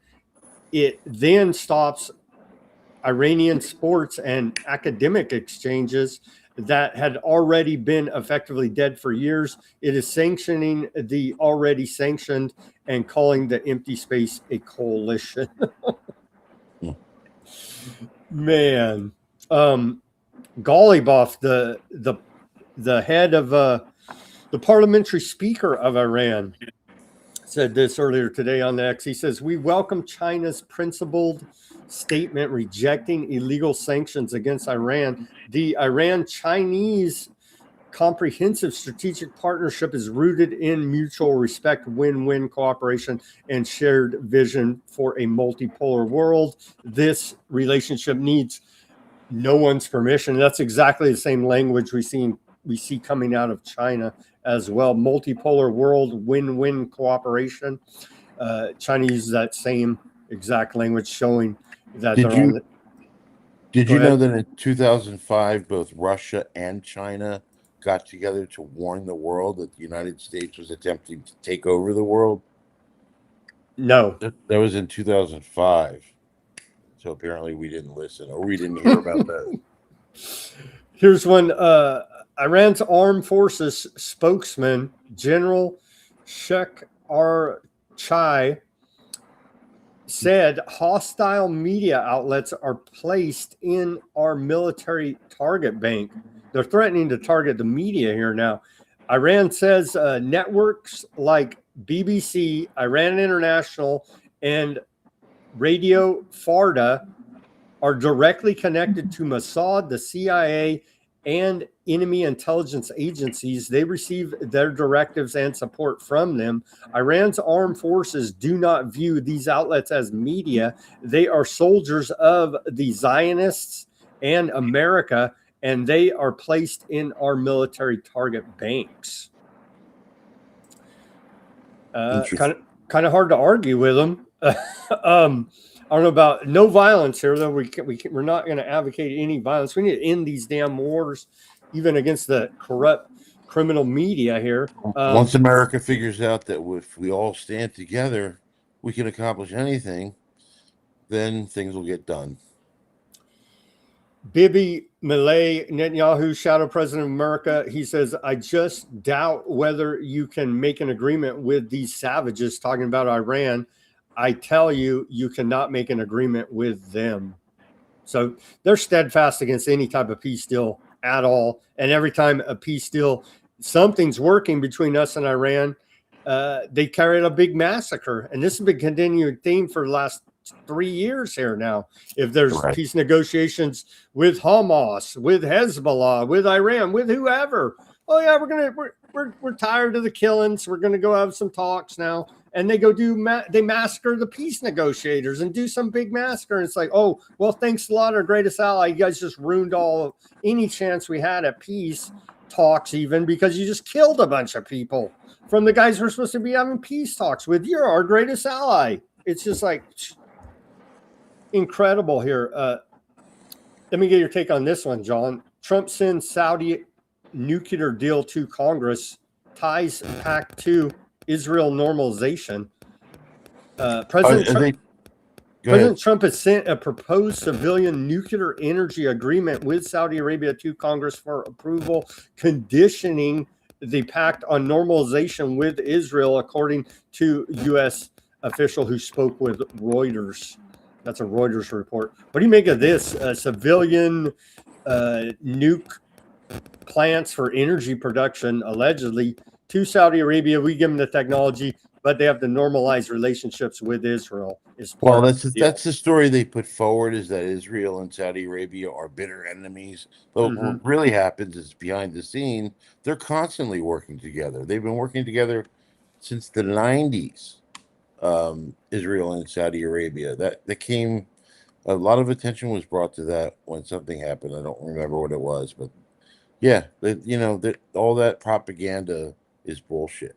As They're far as not really even against each other. They're all working together as Yeah, with exactly. Wasn't it Saudi Arabia that shot down some of those missiles that Iran sent over to try and hit Israel? Oh, they're part of it. Yeah, they're part of the Yeah, war for sure. And now absolutely. the Houthis in Yemen are in war with Saudi Arabia, fighting over they're Well, blocking the Al Mandab Strait there, the there other was a side of the time, Strait of Hormuz. and it still may very well be true, is that the war in Yemen was an attempt at having a proxy war Oh yeah, against Iran. yeah, for sure. That It's a was proxy heavily war. reported on. That was heavily reported on. It's probably still going on today. It is. No, there you go. It died down a little bit, but it's back up full on war. Saudi Arabia against Yemen Houthis. Right. They're And it used exchanging. the news articles used to say U.S. supported war in Yemen or something like that, and then they stopped saying that. And U.S. Oh, we're against what they're doing, but then they would secretly support Saudi Arabia. No, yeah, we're using them as a proxy. You have proxies all over the place. So that's where we're at on day 179 of Iran war. Iran By the way, mocking. go ahead. I was just saying, all these big Iranian government officials are mocking us, America, and the Trump administration at this point, as we're in a Persian standoff in the Strait of Hormuz. I just wanted to say, good for you for covering this day by day by day. 100 days, 179. I'm like, Jesus, effing Christ. And it totally broke my heart when they finally went to war with Iran, because we fought for years trying to stop that war.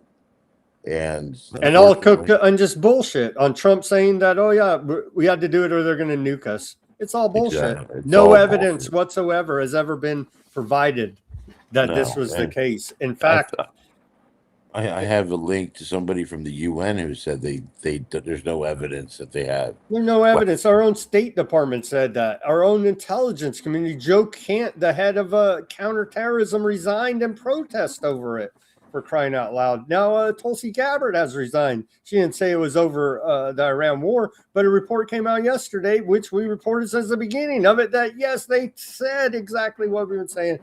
Iran's not an imminent nuclear threat. Right. God, Oh, man. Tulsi Gabbard. Tulsi was such a disappointment for so many people. She tried to portray herself as anti-war. She was pro-war against Al Qaeda, but anyway, she was. I think she was kind of a shyster, personally. I think they all are shysters, John. Yeah, exactly. Okay, on to where we at here in the news a little bit more. Oh, a little bit of Bill Gates. Bill Gates accused AI leaders of privately knowing their technology is dangerous while publicly downplaying it to protect fundraising. In private, people who understand how good this stuff is and how much better it is getting, they are very worried. He said in an interview with the New York Times, they're now saying to each other, hey, man, don't say that. It's bad for us. The next $1 trillion we're trying to raise. Gates said the industry has blown past its own red lines on bioweapons, cyber attacks, emotional dependency, job displacement, and loss of control We're in the process of crossing every single one of those thresholds. He now puts AI-enabled bioterrorism at roughly 50 times the risk of a natural pandemic. On jobs, there isn't a job that isn't affected. He expects humans to end up vastly inferior to the AI doing the job in most applications. You cannot count on an industry to self-regulate. It's kind of a crazy idea. You think so, Bill Gates? Yeah. Did you hear about how the Jewish settlers attacked Agence France press reporters? Did you get that? Yep. Here's a paragraph. Israeli settlers in the occupied West Bank on Tuesday attacked AFP journalists reporting on tension with Palestinians in violence that left at least 5 people injured, the reporters and medics said. I can't stand Israel. And, I'm Jewish, so I have a Jewish family, and the majority of my family supports anything Israel does for the most part. And it breaks my heart. It really does. U.S. says Chinese hackers breach Justice Department, NASA, Federal Reserve, and the Senate. Oh, my goodness. Washington says it disrupted Chinese hacking operation that broke into the Justice Department, NASA, the Federal Reserve, the U.S. Senate, and other sensitive agencies. So we need to spy on you more to keep you safe from China. China. FBI Cyber Division, they put this post out today. They say today the FBI and Justice Department announced the disruption of a global botnet used by China's state-sponsored group known as QTFY to target U.S. critical infrastructure. Our investigation attributes QTFY to the Nanjiang, I can't pronounce that, network technology company, which sells stolen data and hacking services to Chinese military and intelligence agencies. Their services include a scanning platform that scours the internet for vulnerable smart devices like home routers and security cameras, infects thousands of them, and feeds them back into botnet or a network of machines secretly controlled by the adversary. It's a lot to take in. I have a hard time believing anything my own government tells me here now, John, but we'll see. I don't believe in anything. I mean, there are differences between local governments and the national governments, but they're all just, John, there's a crazy story over here in Avenel, California. It's down the road from me about 35, 40 minutes. The city council there was recalled from office and they wouldn't leave. And a judge finally told them, you guys have all been kicked out by, quote, a legitimate democratic process.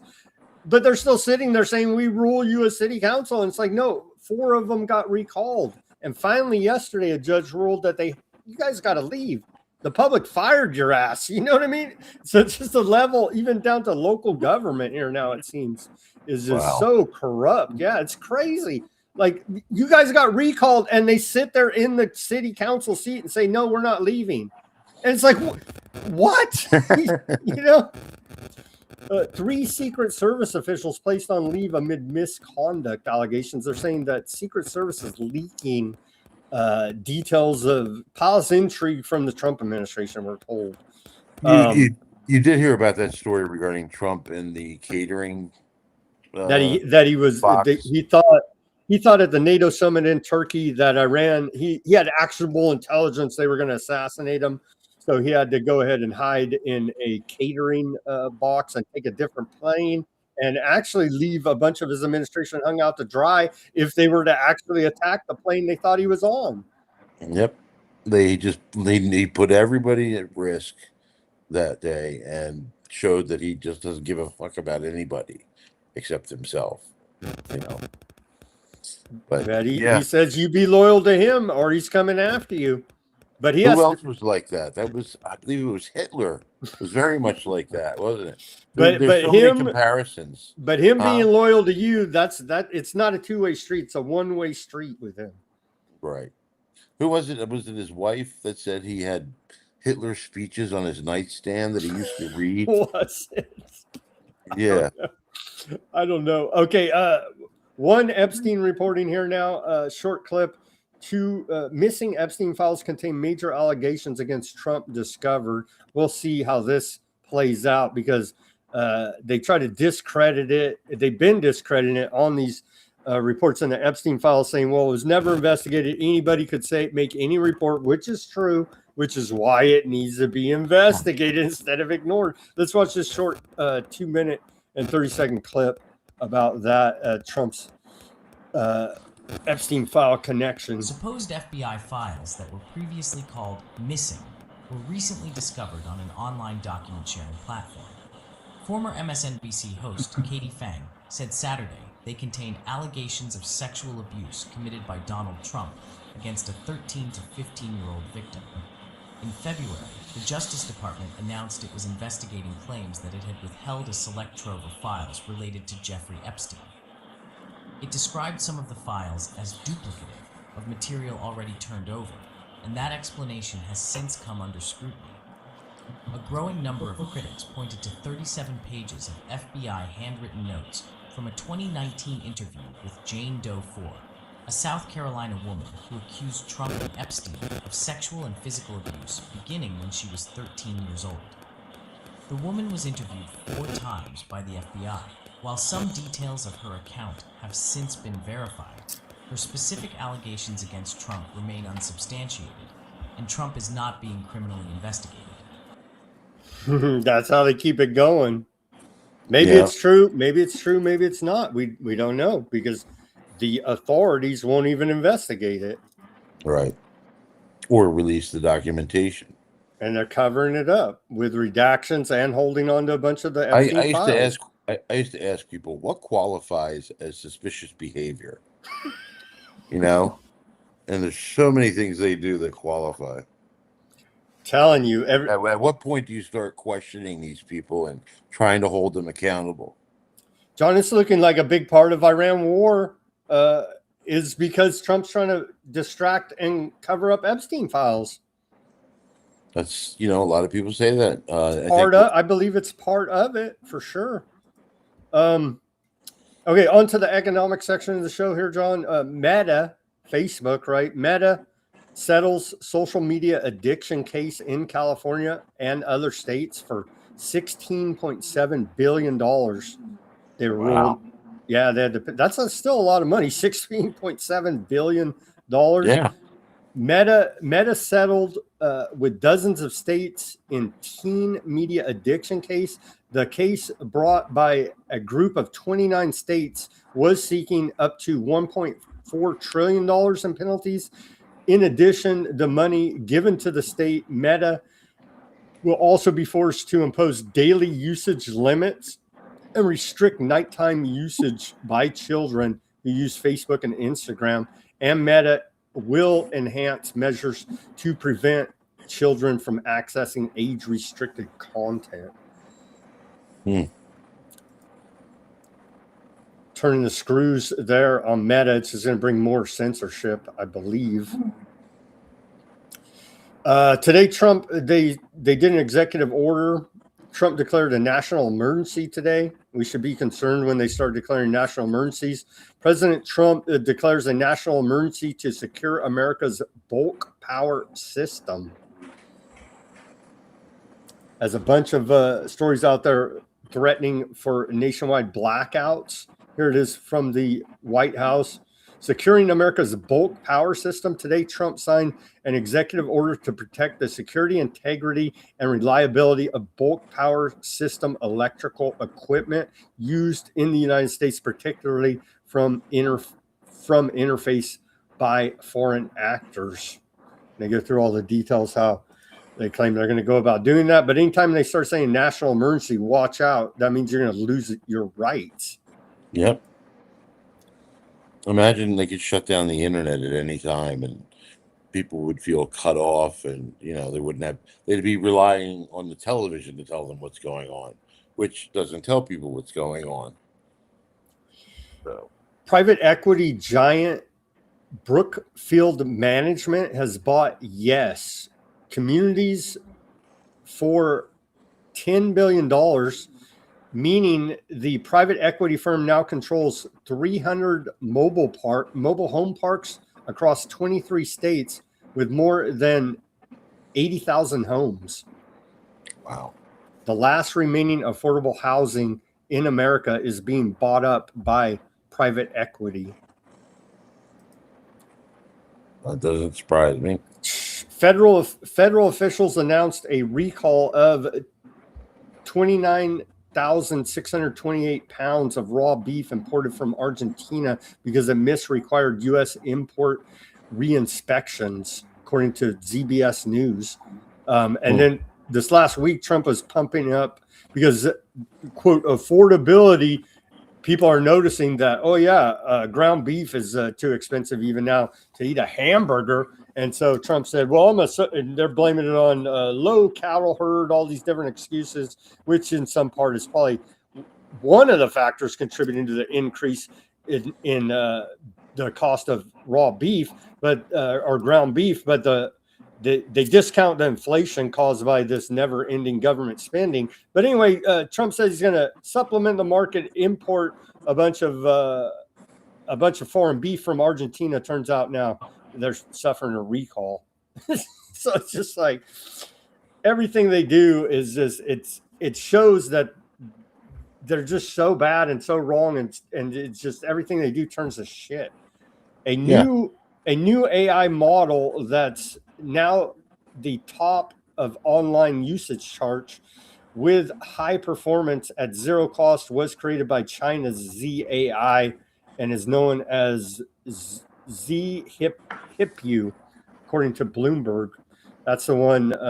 China's putting out free AI models, and then our American companies are trying to do the subscription service to earn revenue, and people are going to go with the free Chinese models. Sorry, that many report are better actually. Nvidia. Right. So the market today, because big tech's essentially pumping up the stock market, propping it up, and everybody was waiting on Nvidia's earning call. If any of this is legitimate, and Nvidia is expected to post $92.3 billion in quarterly revenue today. And so that's going to keep the stock market propped up a little bit longer, as many are reporting, watch out for this AI bubble. And in this report, this is crazy right here. Let's play this short 30-second report about the unemployment rate. Now, to give you the different perspective on rigged government data, according to the Bureau of Labor Statistics, unemployment rate is 4.1%. But let's see what other economists say. According to data from the Ludwig Institute for Shared Economic Prosperity, the true rate of unemployment was actually at 24.9%. Now, the economic research firm looks not only at unemployed workers and those searching for a job to capture a relook at the labor market, but also those who are something called functionally unemployed. Now, that includes those who are involuntarily working part-time and who are earning poverty-level wages, or less than $26,000 annually, and that's before tax. Yeah, this doesn't surprise me at all. Those numbers we get, those low numbers, the low ball, how much higher it actually is, that doesn't surprise me. Price of a gallon of gasoline here on average, John, across America, according to AAA, is $4.10 today. And that $4 threshold is pushing the price of everything up there. You can see it right there. $4.10 on average across America. And then Brown University, I reference this every show here now, as the Iran war is ongoing. Iran war energy cost tracker. We're now up to $92.2 billion consumer total cost burden since the beginning of the Iran war, February 28, 2026.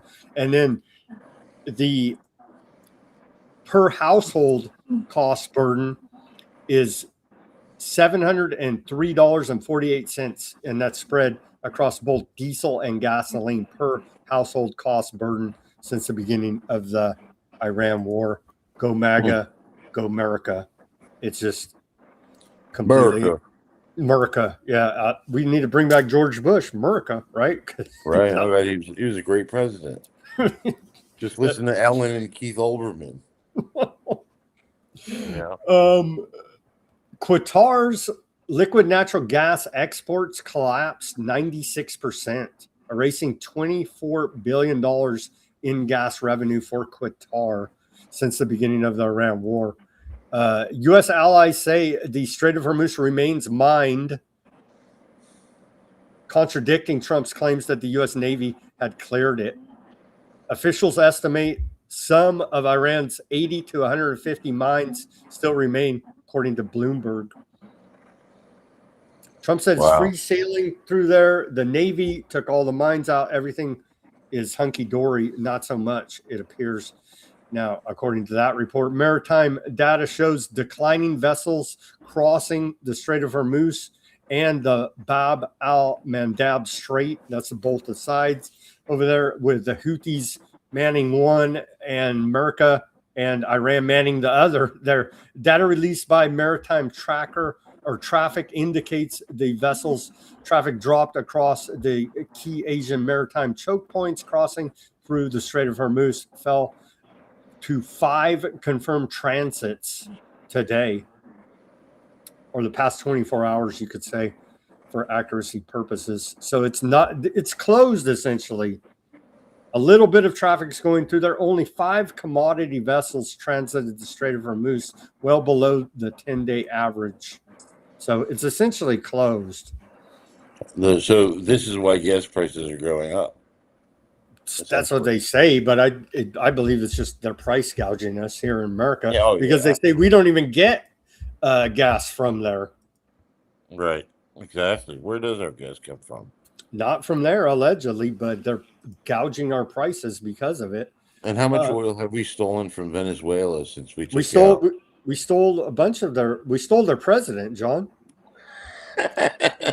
We stole their president, we stole their gold, and we stole their oil. And we have a gun pointed in their face saying, do what we say or we'll steal you next. Whoever next is in charge. The Dulce Rodriguez lady, I think now.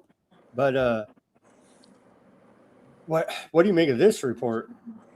Little Marco Rubio, Secretary of State, says far-left terrorism poses a profound threat to the United States and the broader West. Today, the United States sanctioned several transnational far-left terrorist networks, including Autistica and Interventia, a major far-left tech collective whose services are used by the most active and violent Antifa cells in the United States and across the world. There will be no refuge for violent extremists who wage war on our civilization and plot to undermine law and order, destroy critical infrastructure, assault political opponents, or conspire to conceal their crimes from authorities. We will use all the tools and authorities at our disposal to fight terrorism and to protect our way of life from terrorist coercion.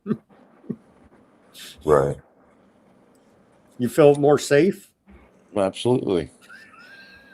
Give me some of that government, man. I can't get enough. Telling you, they're keeping us safe, John. Have you been following this story of the extrajudicial assassinations on the alleged narco drug traffickers by U.S. Southern Command? I was following it during Venezuela when they were supposedly coming out of there. They're still doing it, John. Today, U.S. Southern Command says they killed these guys yesterday. Joint Task Force Western Hemisphere continues executing precise lethal operations against cartels. And so maybe these guys are bad guys. We don't even know because they blew them up. Right? I remember there was a woman claiming their husband was a fisherman. Yeah. That was just out and about. Ecuador. Yeah. Yeah. So right here, they say they lethal kinetic strike on a Go Fast boat, but we don't know. Maybe they are the worst drug traffickers in the whole world ever, but we don't know because they blew them up and all the evidence. Right. So we just have evidence. We just have to trust the government here. The government will never lie to you. They killed four narco terrorists. U.S. Southern Command tells us. Hoorah. Right.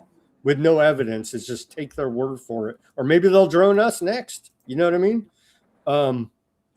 There's a giant, very public but unreported drug war going on in Mexico, Central and South America. Here, U.S. Southern Command says Ecuador's announcement today of successful series of simultaneously operations. They're raiding a bunch of drug labs there in Ecuador, backed up by U.S. Southern Command. That's what they're saying. Have you ever gone to see that Smithsonian Institute page that showed that the U.S. military has operated in 80 different countries since the war on terror started? No, I haven't seen that. Everybody thinks about these 5 or 6 countries that we went into, but we've been operating militarily in 80 different countries, at least according to the Smithsonian Institute. Probably more than that, even. But Oh, yeah, absolutely. Like they were Okay. focused. Russia-Ukraine war here, John. Russia's preparing to escalate attacks on Ukraine after concluding that peace negotiations have reached a dead end, according to Bloomberg, citing sources at the Kremlin. Not good there. Not good. Zelensky awards Elon Musk's Ukraine's Order of Freedom. Ukraine has awarded Elon Musk the Order of Freedom after SpaceX worked with Kiev to curb Russia's unauthorized Starlink access, underscoring the billionaire's pivotal but contentious role in the war. The Clash report. There, Bloomberg reports Russian officials increasingly discuss tactical nuclear use as Ukraine war escalates. On Twitter right now, I'm sharing the Smithsonian Institute's link with you. I don't know how else to get it to you. No, that'll work. I'll pull it up here. So people close to the Kremlin told Bloomberg that peace talks are effectively at a deadlock, and Moscow is preparing for a more dangerous phase of the war, including heavier ballistic missile strikes on Kiev and infrastructure across Ukraine. Russian officials increasingly view Ukrainian deep strikes on refineries and logistics hubs as NATO attacks because Western governments supply weapons and intelligence. So that's what Russia has been saying for this whole war, that if you guys do these deep strikes, we know you got the weapons from NATO, UK, America, and we're going to take it the same as if they struck us instead of using your proxy Ukraine. And that's where we're at here now. On the back of yesterday, the CIA head Ratcliffe going for a emergency mission to talk to the Russians in Moscow. So we know that his American intelligence knows that Russia's pissed and they're going to retaliate. And so this is some type of effort to make the retaliation not as bad. I don't know. Because all I know is that anti-Russian sentiment since 9/11 has grown exponentially. Well, first off, did you know that Russia supplied 2 warnings about 9/11 to the U.S. prior to the 9/11 attacks happening? And then, after the fall of the Soviet Union, we were told repeatedly that Russia were our friends. They were our friends. As soon as 9/11 happened, suddenly that changed, and they slowly but surely started to paint them as our enemy again. It was disgusting to watch. But if you're somebody who's been paying attention for 24 years, 25 years, I don't know how you stay sane. I really don't. That's why we have to do this show, John, for therapy. Right. So I don't know how close you've been following the recent developments of Ukraine-Russia war. Ukraine has been blowing up wild berries, which is equivalent to our Amazon warehouses and logistics hubs in Russia. Deep strikes in Russia here now. A great escalation in the last couple months. And so Russia, again, is saying we're going to take this as direct attacks by you, NATO, UK, America, and just cut out your proxy, Ukraine, and we're going to take the fight to you, essentially, is what Russia has been saying. And they're starting to get very pissed off because, like I say, we're bombing their wild berries, we're bombing their petroleum manufacturing, refineries, and that is causing a fuel shortage and goods shortage. They're in Russia and pressuring their economy that way, and they're also under all these Western sanctions and so on. So not looking good. It looks like it's escalating instead of getting us anywhere near closer to peace. Trump promised if we elect him, he'll have peace in Russia, Ukraine in 24 hours. And that's simply, obviously, not the case. No, not the case. This guy, what do you make of this guy? Is he just another Western puppet? Ahmed al-Shara, former head of Al-Qaeda, ISIS in Syria, now president of Syria. What do you make of this guy, John? I just think it's an amazing hypocrisy, or that I thought Al-Qaeda were our enemies, and yet we support them when it suits our best interest, or the U.S. empire's best interest. The whole Syria war, a long time ago, we were supporting moderate rebels who were Al-Qaeda linked groups, and we did that in so many different countries. Syria, Libya, I don't know where else. In Iran, all over the place. Iraq, Iran, all over the place. Yep. This is a funny video. I thought the security check at the Houthi-controlled event in Yemen. They show up there with their swords and AK-47s, but they have to be searched for suicide bomb belts. Here's just a short video of this is how they party in Yemen with the Houthis.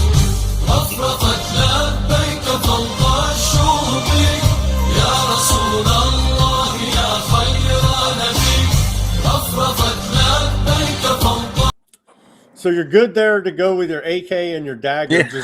Just don't bring a suicide bomb vest with you. You're good to go to the rallies there in Yemen. The Houthis know how to party. Yeah. Okay, Lebanon now. On southern Lebanon, John, they're carrying out a systematic demolition campaign against southern Lebanon. They're not even claiming that Hezbollah's even there at this point. Ethnic cleansing, genocide, same routine we saw in Gaza, they're now carrying out in Lebanon every day here now, ongoing systematic attacks targeting public health infrastructure, any media there, and committing ecocide against southern Lebanon, now making it where the people can't even return even if they wanted to, because they're creating an environment that's unlivable. Right. Yeah, it's a disgrace. Absolute disgrace. And I wish Benjamin Netanyahu would be locked up and the key thrown away. I don't want them to face the death penalty. I want them to rot in prison. I argue him and Trump are competing for the most corrupt man in the world. Well, they're partners. Well, they're seeing who can win the most corrupt man in the world award. Who was it? Adelson that gave Trump $250 million for his campaign, so he would do what he's doing to support Israel and whatnot, and other groups. But yeah, she's the big one. Yeah. Yeah. Let's see here. Montessori just reports of ongoing demolitions there. Here's some of the video. You can see ongoing demolition campaigns as a report every day in southern Lebanon. You can see right there. More reports coming out of there. Where's this at? Blowing up local mosques there. You can see in this video, blew up that mosque. Where's that Lebanese village of Bani Hayyan? Blew up the mosque there. Another giant explosion here, southern Lebanon. Where was this? This was Bayat al-Sayad, southern Lebanon. Giant explosion. And there's just so many of these posts. But this final one, this giant demolition, you could see they wired the whole place.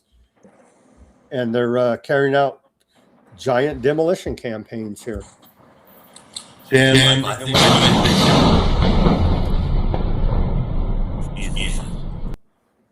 I think I'm going to have to say goodnight, but this has been fun. All right, John, you want to do it again next week? Another 9/11? Yeah, we could do that. Let me know when you want to do it. All right. And thanks for everybody who came out tonight to listen. And thanks for having me on, Sam. And everybody have a great night. All right. Thank you, John. We appreciate all your work, and we're going to keep on fighting here for whatever it's worth. Thank you, Sam. Take care. All right. Have a good night, John. There goes John Gold. Everybody check out his work. The links are in the description below this video. We were lied to about 9/11. We're almost done with this broadcast here now. Thank you for hanging with us past the 2-hour mark. Everybody give us that like, share, subscribe, push that notification button. There's just so much information. Over 1,000 pages in his book, interviewed over 30 people, experts on 9/11, whistleblowers and the like. It's just the amount of evidence and information is so overwhelming. It's all there in this 1,000+ page book.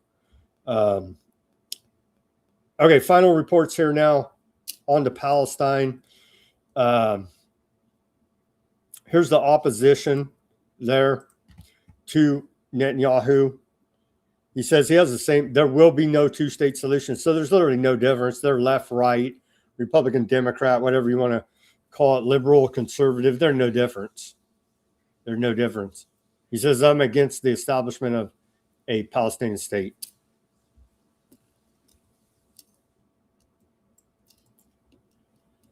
Here's some images of the Gaza Strip, the apocalyptic hellscape. They're doing the same thing to Lebanon right now, but quite a sight.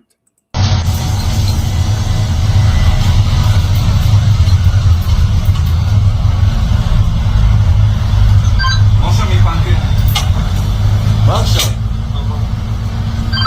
איפה שאנחנו עובדים יש גפרורים, צריך להגיד להם לעבוד במקום אחר.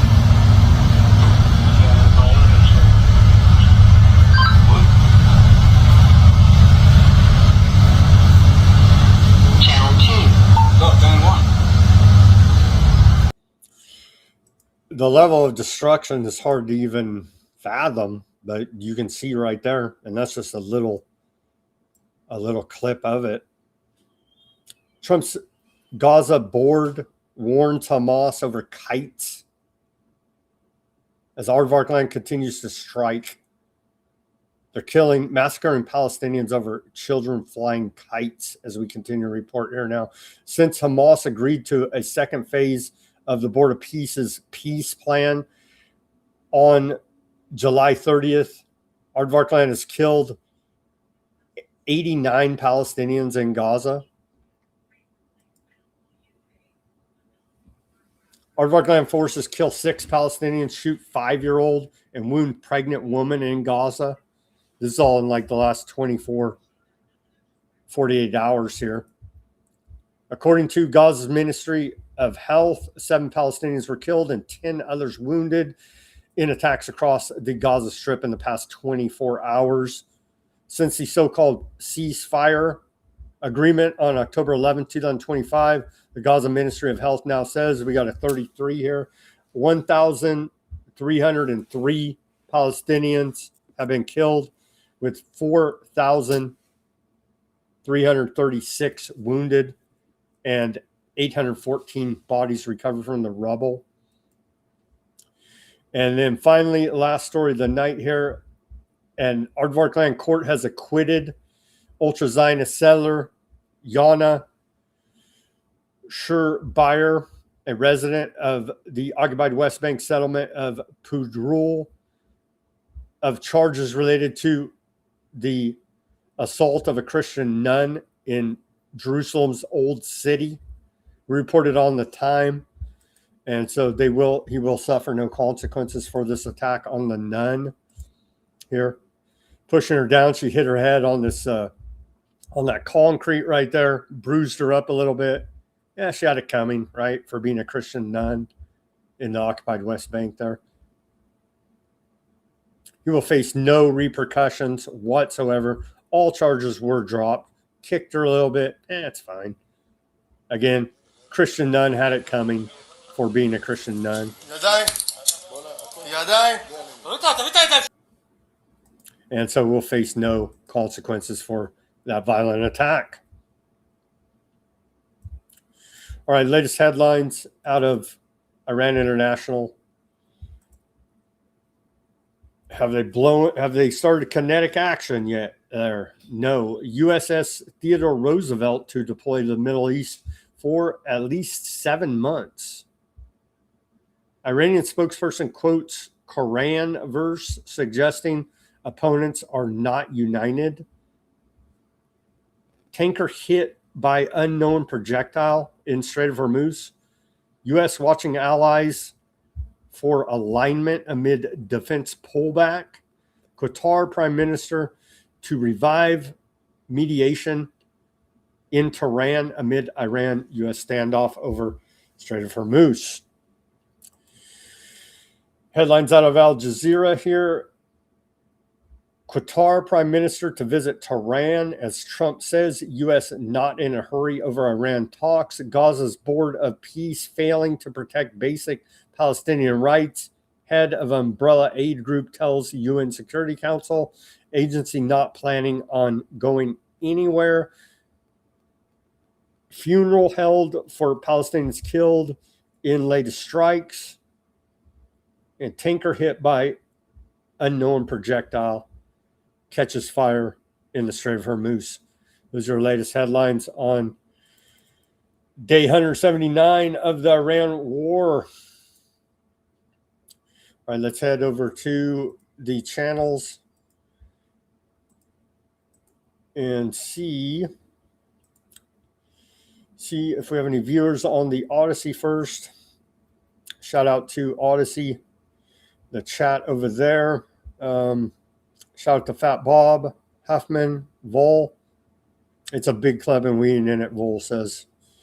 I wonder if there were any subterranean New York aardvarks under 9/11. Good question.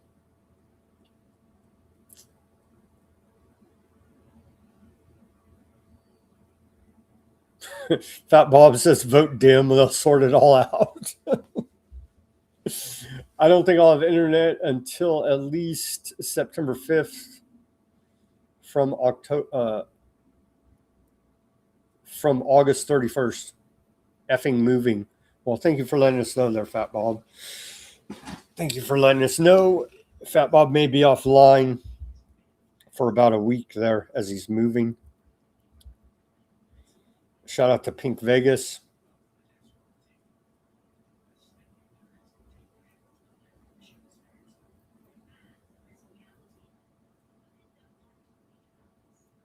Wesley Clark in the Pentagon 1 month after 9/11. He read the whole script in 2003.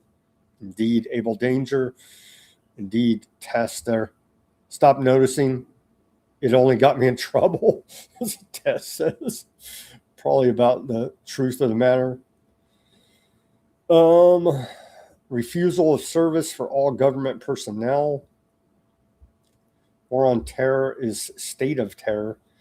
Did John send me?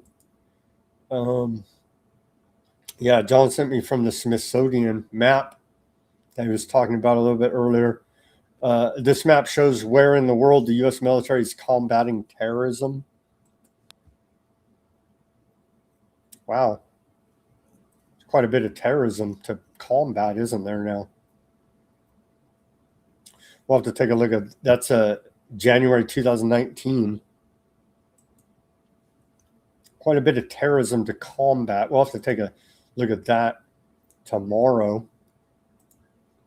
Let's see here. It's just Rubio playing Miami Vice, it says. Great show, John. Thank you, Val. John's a great activist. He's put in so much work trying to get a new investigation in 9/11 and bring justice for the families and victims of 9/11. So yeah, and again, the links to his works are in the description below this video. Thank you guys for tuning in on Odysee, on X, Kick, Bitchute, Substack, Facebook, Rumble, and YouTube. Let's head over to those chats now on the Rumble and YouTube. Shout out to Mac on the YouTube. Thank you for joining us. Strong on the Rumble. Ruckus on the Rumble. Veterans Against Trump and MAGA. Mega Destroyer on the YouTube. Shout out to Carrie. Did what Rome did, that America began in 1805. Carrie says the case against Saudi Arabia is going forward. That finally is going to court now for the people that didn't take the 9/11 money. Oh, static, Mike, your phones. Thank you, Ruckus, for that. I think I cleaned that up. The 9/11 revolution is a good way to put it. Max says.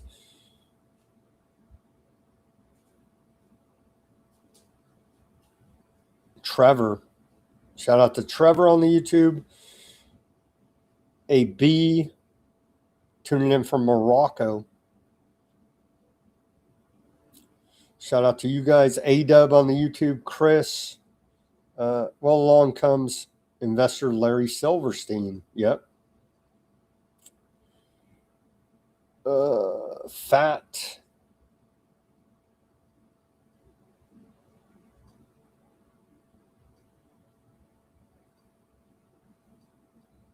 TDS detected goodbye, Rob. It says,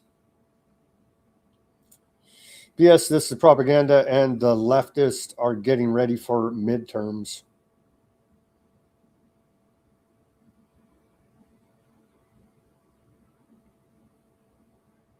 Trump won't be president soon. My question is, who will you attack next? The government, bro. You guys still don't get it. It's the entire government's an organized crime syndicate. You get it? Trump's a puppet wearing a mask. You get it?